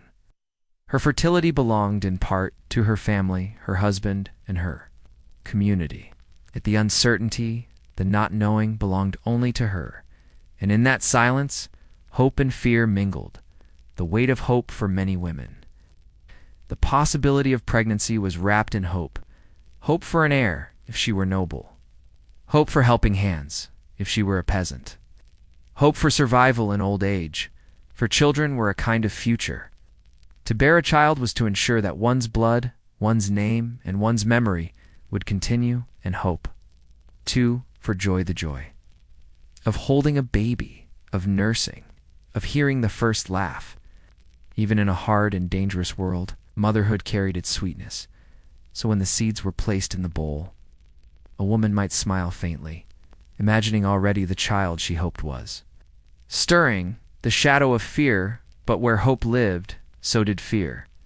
Pregnancy was perilous. A woman who conceived entered into a valley of risk, where many never emerged. For some, the very thought of being with child brought dread. Would she survive the birth? Would the baby, would her body, already weary from work and hunger, bear the strain? Fear also came from the uncertainty of her place in the household. A barren wife might be cast aside, yet a pregnant one who failed to produce a son might also face scorn. A peasant mother might fear another mouth to feed, especially in years of bad harvest. Thus, when she watched the cheese soften, or when she peered at the seeds for signs of life, she felt fear as much as hope. The long silence of waiting, imagine. The weeks when the truth could not yet be known. A woman might notice the absence of her monthly bleeding, but that alone was not enough. Illness, fasting, and even the strain of hard work could halt it, and so she waited. She touched her belly, not yet rounded. She felt her body, wondering if the tiredness meant something, or if she only imagined it. The silence of her womb spoke, louder than any word. Each day, she rose to look at the seeds. Each day, she lifted the cloth from the cheese. The test became a mirror for her own emotions. Swelling with hope or remaining still and uncertain, secrets and confidences. The question of pregnancy was often wrapped in secrecy. A woman might not tell her husband immediately. She might confide first in a midwife, who had seen many such cases. Or she might speak to no one, guarding her uncertainty until it was undeniable. Why secrecy? Because hope could be dangerous if spoken too soon. To claim pregnancy and then bleed was to face whispers, pity, or suspicion. Some women feared being accused of hiding sin or of failing their duty. So the cheese test or the wheat test was not only about knowledge, it was also about privacy. A woman could perform the ritual quietly in the stillness of her home. Holding her secret close, the shared anxiety of midwives, too, bore the weight of this emotional world. They were the ones asked to prepare the tests and to read the signs. Their words carried great power. If a midwife said, yes, the seeds sprout, too, are with child, she gave joy but also bound herself to that promise. If her prediction proved false, her wisdom might be doubted. If it proved true, her reputation grew. Thus, midwives often spoke with caution. They might phrase their judgments gently. It seems so, or perhaps the saints are blessing you. They carried the hope and fear of other women upon their own shoulders. Dreams of the future pregnancy was not only a present state but also a dream of the future. A woman who longed for a child might imagine the face of the baby, the cradle by the hearth, and the little hands reaching out. These dreams grew vivid as she watched the tests. Seeds sprouting became a vision of life sprouting within her. Cheese softening became a sign of her own body softening, preparing for birth. Each detail fed her imagination. And when imagination grew, so too did longing, the ache of disappointment. But what of when the seeds did not sprout? When the cheese remained firm, when the waiting stretched long and no life stirred?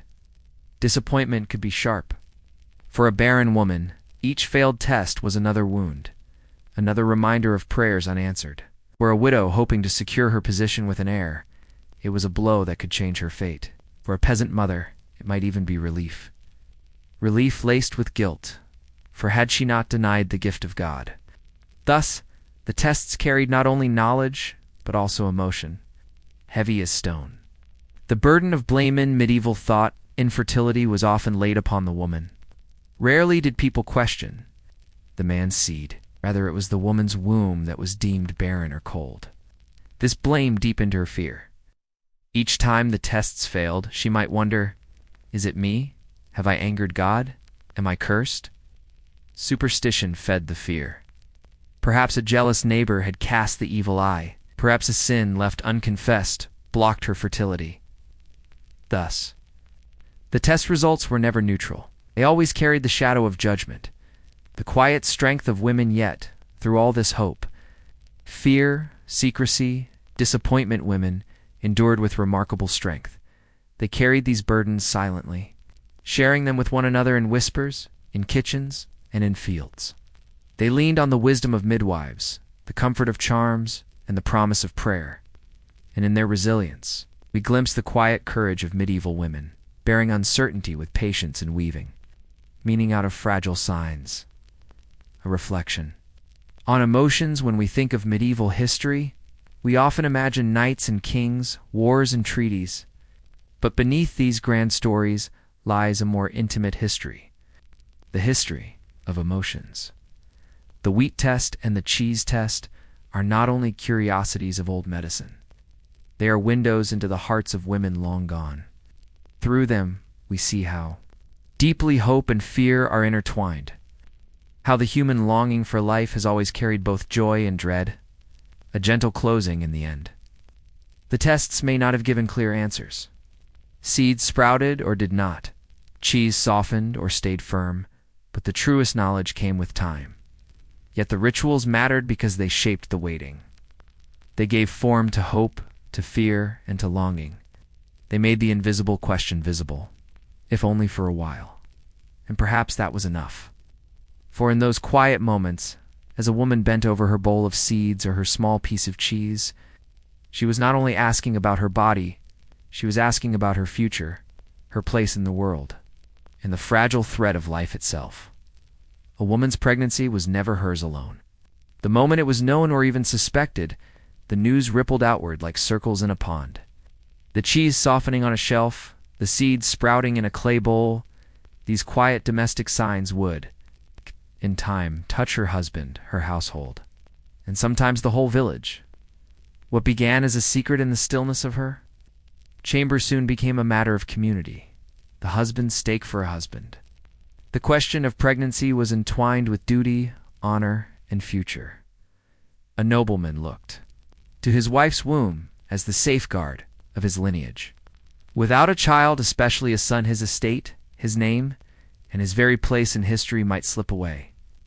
For a peasant husband, a child meant another set of hands to help with work, but also another mouth to feed. And so, when his wife whispered, the seeds sprouted, he felt a tide of emotion, pride, relief, and even anxiety.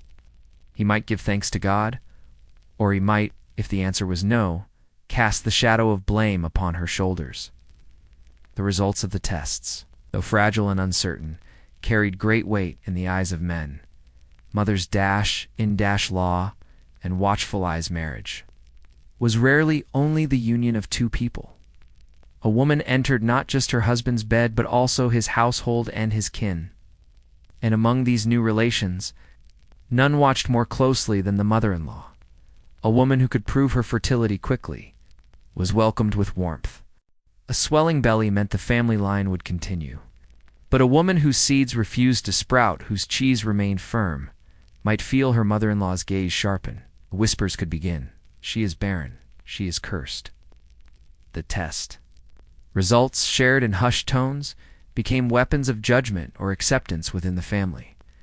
Gossip in the village even before the belly rounded. Rumors could slip through the village like smoke. Someone glimpsed a woman carrying a little bundle. Oh, sprouting wheat to her cottage.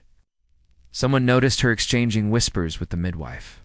Someone said she had been to the chapel more often, lighting candles at the Virgin's altar. From these scraps, story grew. In a small medieval village, where privacy was scarce, the whole community shared in a woman's hope and uncertainty. If the seeds sprouted, neighbors congratulated her, sometimes sincerely, sometimes with envy. If they did not, she might endure pitying looks, or worse. Suspicious mutterings about her worth. Pregnancy was not a private condition, it was a communal affair. Noble halls and dynastic pressure of village gossip was sharp. Noble halls were sharper. Still, among the nobility, fertility was power. A lord's lands needed heirs, and alliances depended on the birth of children. In such houses, the tests of cheese and wheat might be carried out with all the solemnity of a courtly ritual. Midwives and servants hovering like silent witnesses. Here, the stakes were higher. A barren noblewoman risked being set aside, her place taken by another. A fertile one, by contrast, could wield her pregnancies as influence, securing her position in the family. Thus, the outcome of a simple sprouting seed might tip the balance of dynasties, shared joy, yet beyond judgment and pressure. There was also joy. When word of a pregnancy spread, the community celebrated. In villages, neighbors might bring small gifts, a little cloth, an extra loaf, a prayer whispered on the road. For nobles, poets might compose verses, priests offer blessings, and feasts be planned. The tests, fragile though they were often, served as the first spark of joy. Long before the womb showed its truth, people began to rejoice, to imagine the child's place in their world. The burden of a false sign, but what if the test deceived? What if the wheat sprouted, yet no child came? What if the cheese softened, but the womb stayed empty? False signs brought sorrow. A woman who had allowed her family to hope, who had perhaps even told her neighbors, now bore the weight of disappointment. Some might accuse her of lying, of raising false hopes. Others might turn cold, convinced she was cursed. Thus the tests were double-edged. They brought joy, but also risk. For the community's reaction could be harsher than the silence of uncertainty. Religious framing pregnancy was not merely a matter of biology, it was steeped in religion. When seeds sprouted, families thanked God, or the Virgin. When cheese softened, they saw divine confirmation. When signs failed, they turned to prayer, pilgrimages, or relics. The church shaped the meaning of fertility. Priests preached that fruitful women were blessed, barren ones chastened. Its saint shrines filled with women praying for children, leaving offerings of cheese, bread, or candles. The tests, therefore, were never purely medical. They were spiritual events, woven into the fabric of faith. The whisper of midwives stood at the center of this social web. Their words spoken after watching a seed sprout or touching a softened cheese echoed far beyond the private chamber. A single phrase, "it seems she is with child," could stir a household into celebration. Midwives knew this power. Some guarded their judgments carefully, delaying pronouncements. Others, more bold, used their authority to secure trust, gifts, or reputation. And in this way, the midwife became not only a healer, but also a mediator between private bodies and public expectations. The pressure of continuity, underlying all, was a great social truth in medieval society. Fertility was survival. Villages needed children to tend the fields, to carry forward the name, and to care for the old. Noble families needed heirs to prevent their lands from fracturing. Even the church spoke of fertility as a divine command, echoing the words of Genesis, "Be fruitful and multiply." Thus, every sprouting seed, every softened cheese, carried the weight of this pressure. A woman's womb was not only hers, it was a thread in the tapestry of the community's future. Small acts of resistance, And yet, women found ways to reclaim the power of these tests. Some kept the rituals secret, sharing results only with trusted friends. Some performed them not to confirm pregnancy, but to soothe their own hearts, privately shaping meaning out of the unknown. In these quiet acts, women carved space for themselves, small rebellions against the loud expectations of family and village.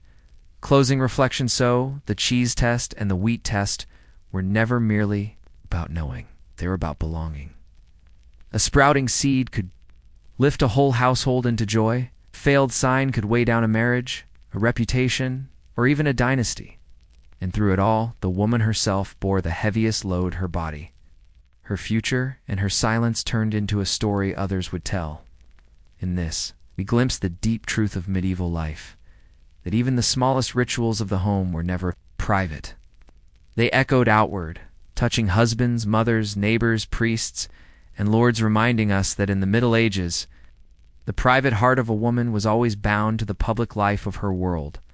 When a medieval woman placed seeds in a bowl or cheese upon a shelf, she did more than wait for signs.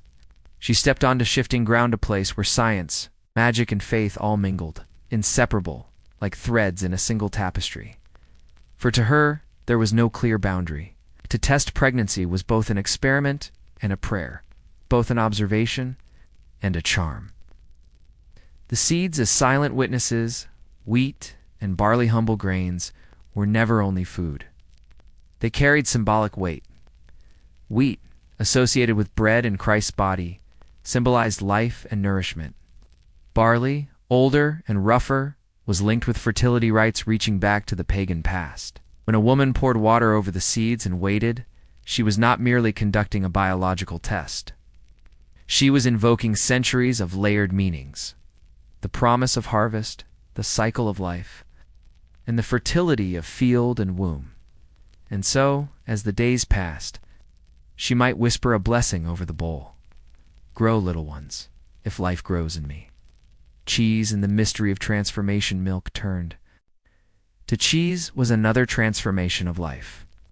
It was the work of unseen forces: fermentation, enzymes, time, all mysterious to the medieval mind. To use cheese as a test was to lean upon this mystery. If the cheese softened in the presence of a woman's urine, perhaps it revealed some secret power, some invisible essence flowing from her body. But this too carried symbolic weight. Cheese was sustenance, strength, the turning of milk into something enduring. That such a substance might whisper of a new child only deepened its mystery. Empirical observation: it would be wrong to think medieval people lived only in superstition. They observed carefully. They noted patterns.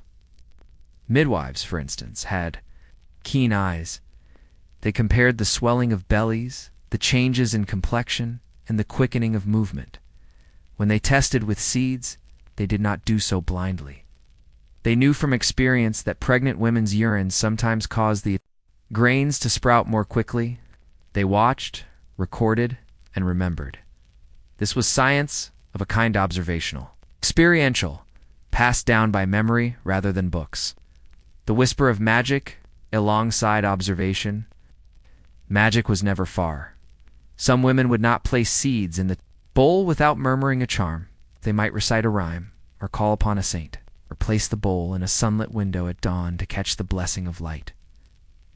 Others might bind a ribbon around the vessel, knotting it 3 times for luck, or they might set the cheese beneath an image of the Virgin Mary, letting sacred presence mingle with the test. The act itself blurred into ritual science shaded with magic anchored in matter. Astrology's influence in certain courts and learnt households. Even the stars entered the picture. Medieval astrology touched every aspect of life: planting, marriage, travel, and medicine. Why not pregnancy too? Astrologers argued that conception itself was influenced by the positions of the planets. They read charts to determine whether a woman would bear sons or daughters, whether the pregnancy would endure, and whether the child would be blessed. Thus, a noble woman might perform the wheat test in her chamber, while, in another room, an astrologer studied the heavens. The 2 tests, earthly and celestial, worked side by side. Neither considered superior to the other. The church's stanza, always. The shadow of the church loomed. Priests disdained superstition. Officially, they condemned charms and magical rites, yet they too believed in signs, omens, and divine intervention. A priest might warn a woman not to trust the cheese, yet he would bless her with holy water. He was confident that God's grace revealed truth more surely than any grain or curd. For the ordinary woman, there was little difference. Both seed and sacrament carried mystery. Both, she believed, could reveal the will of God. Recipes of blended worlds in old manuscripts. Half incantation, half incantation. A 3rd century text might instruct. Take wheat. And barley, and water it with her water. If it sprouteth, she'll beareth child. Simple, observational. Yet beside it, another line might read, Say over it the words of Saint Anne, Abhor the Virgin, and it shall be confirmed. Here science and prayer were stitched together. Other texts added layers, mixing seeds with wine, laying the bowl beneath the bed, and tying herbs into the woman's girdle. The test was never only one thing. It was a ritual, rich and complicated. Fear of sorcery, not all forms of blending were welcomed. If a woman turned too far toward magic, if she invoked strange spirits, or mixed blood with the seeds, or called upon pagan charms, she risked being labeled a sorceress. And in medieval Europe, that was a dangerous name. Yet women walked this line carefully. A whispered charm might be dismissed as a harmless folk custom, but a more elaborate rite might draw suspicion. Thus, midwives often cloaked their rituals in Christian language, invoking saints rather than spirits, Christ rather than charms. It was a survival tactic, allowing ancient practices to live on beneath the veil of faith. The weight of hope, why did women turn to these blended rituals at all? Because they ached for certainty. The signs of pregnancy were slow, uncertain, and sometimes deceptive. Months might pass before a belly swelled or quickening was felt. In that long waiting, anxiety grew. The seed test, the cheese test, the whispered charm, they gave answers where none were certain. They offered hope or closure, or at least the sense that one was doing something to seek the truth. Science alone could not satisfy that hunger, nor could magic, nor could faith. Only together, woven into a single act, did they soothe the restless heart. Everyday theology in a way. These tests were their own kind of theology. They said the human body is mysterious, but the world gives us clues. They said what grows in the earth reflects what grows in the womb. They said God's signs are scattered everywhere, grain, cheese, stars, prayers, and it is for us to read them. To test pregnancy with seeds was to affirm a worldview in which all things were connected, body and soil, womb and sky, matter and spirit. Closing reflection thus. The cheese and wheat tests stand as living examples of medieval thought, neither holy science, nor holy magic, nor holy faith, but, all at once, a woman crouched in her chamber, peering at tiny green shoots. She did not ask, is this biology or superstition? She asked only, what does this mean for me, for my family, for the child I may carry? And in that question, we glimpse the heart of the Middle Ages, a world where certainty was rare, but meaning was everywhere. If there was one figure who moved most confidently through the uncertain terrain of medieval childbirth, it was the midwife. She was not a priest, nor a scholar, nor a physician with Latin texts under his arm. She was something older, rooted, half feared, and half revered, a woman whose authority came from experience, memory and secrets whispered from one generation to the next. A midwife was called not just to catch babies. She was there at the beginning when a woman first wondered if she was pregnant. She was there in the long months of waiting when aches and cravings filled the days. She was there at the dangerous hours of labor, when death stood close at hand. To be a midwife was to walk the boundary between knowledge and mystery. And in the fragile art of pregnancy testing, whether with seeds, cheese, or subtle observation, it was often the midwife who decided what was true. Apprenticeship of shadows. How did one become a midwife? Rarely by books for literacy among women was limited, and medical texts were jealously guarded by male physicians. Instead, the path was oral, tactile, and embodied. A girl might begin as an assistant, fetching water, preparing cloths, and grinding herbs. She would watch the older woman work, how she felt a pulse, how she pressed gently upon the belly, how she soothed with words. Slowly, knowledge seeped in. Over years, she gathered fragments, recipes for teas, prayers to whisper over a laboring mother, and signs to read in the urine or complexion. Piece by piece, a craft emerged, personal, experiential, never identical to another's.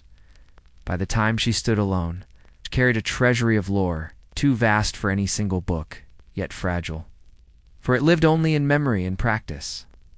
Knowledge of the body midwives knew bodies, in ways physicians did not. A learned man might speak of humors and Galen, but a midwife felt with her hands. She could detect subtle swelling, changes in skin tone, and the faint movements of a child not yet visible.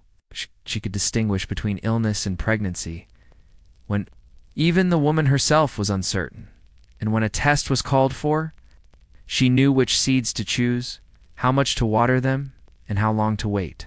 She might sniff the urine, look at its cloudiness, and note the warmth.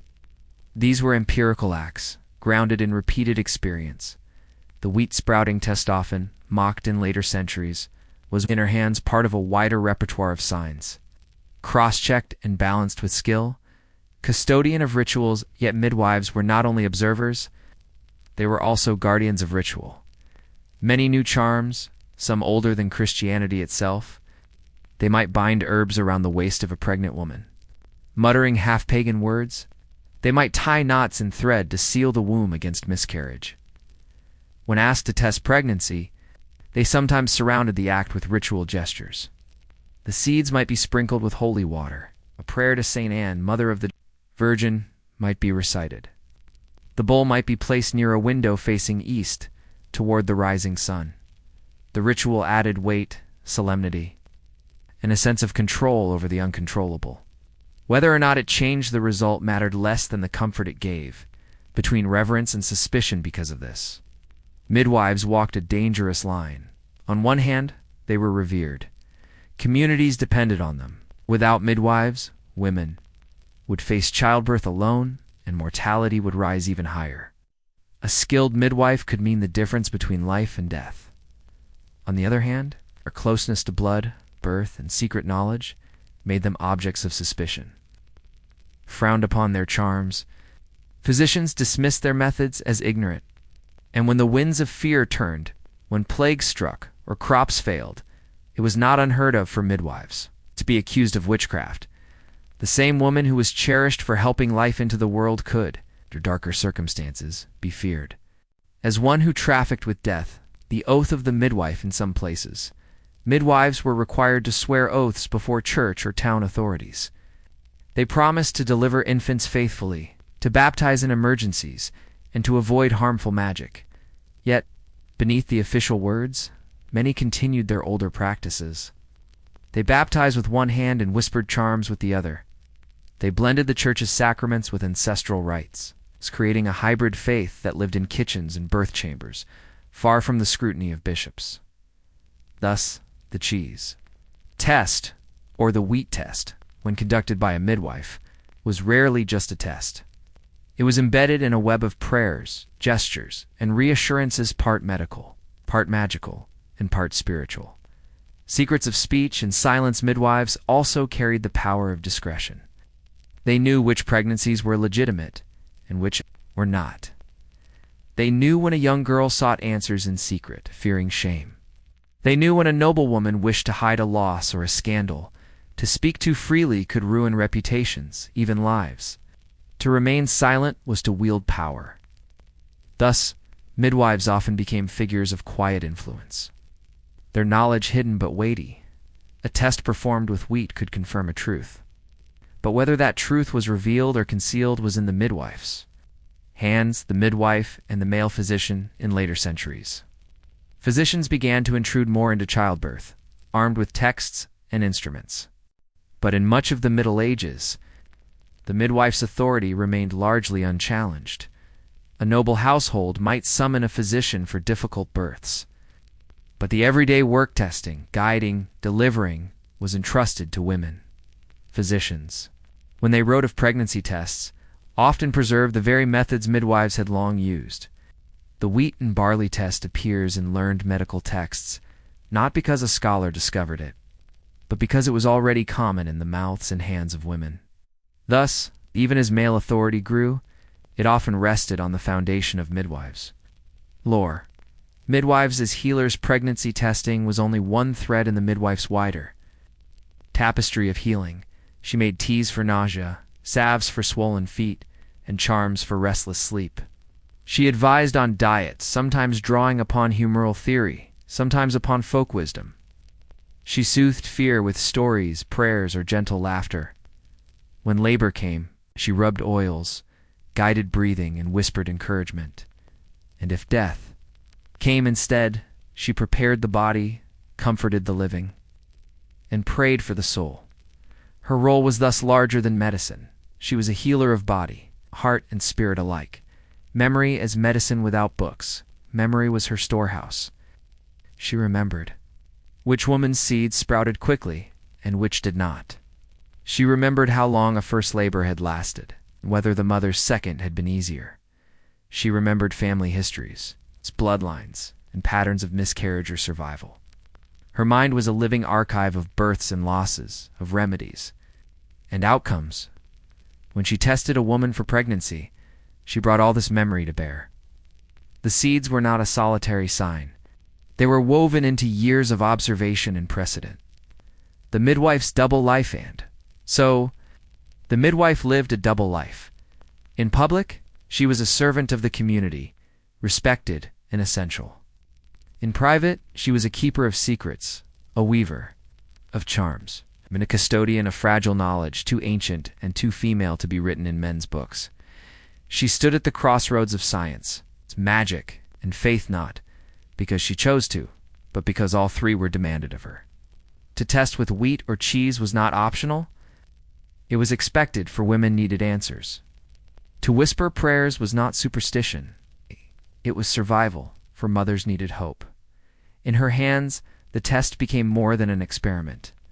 It became a ritual of care, a binding of woman to woman, knowledge to mystery, and hope to fear.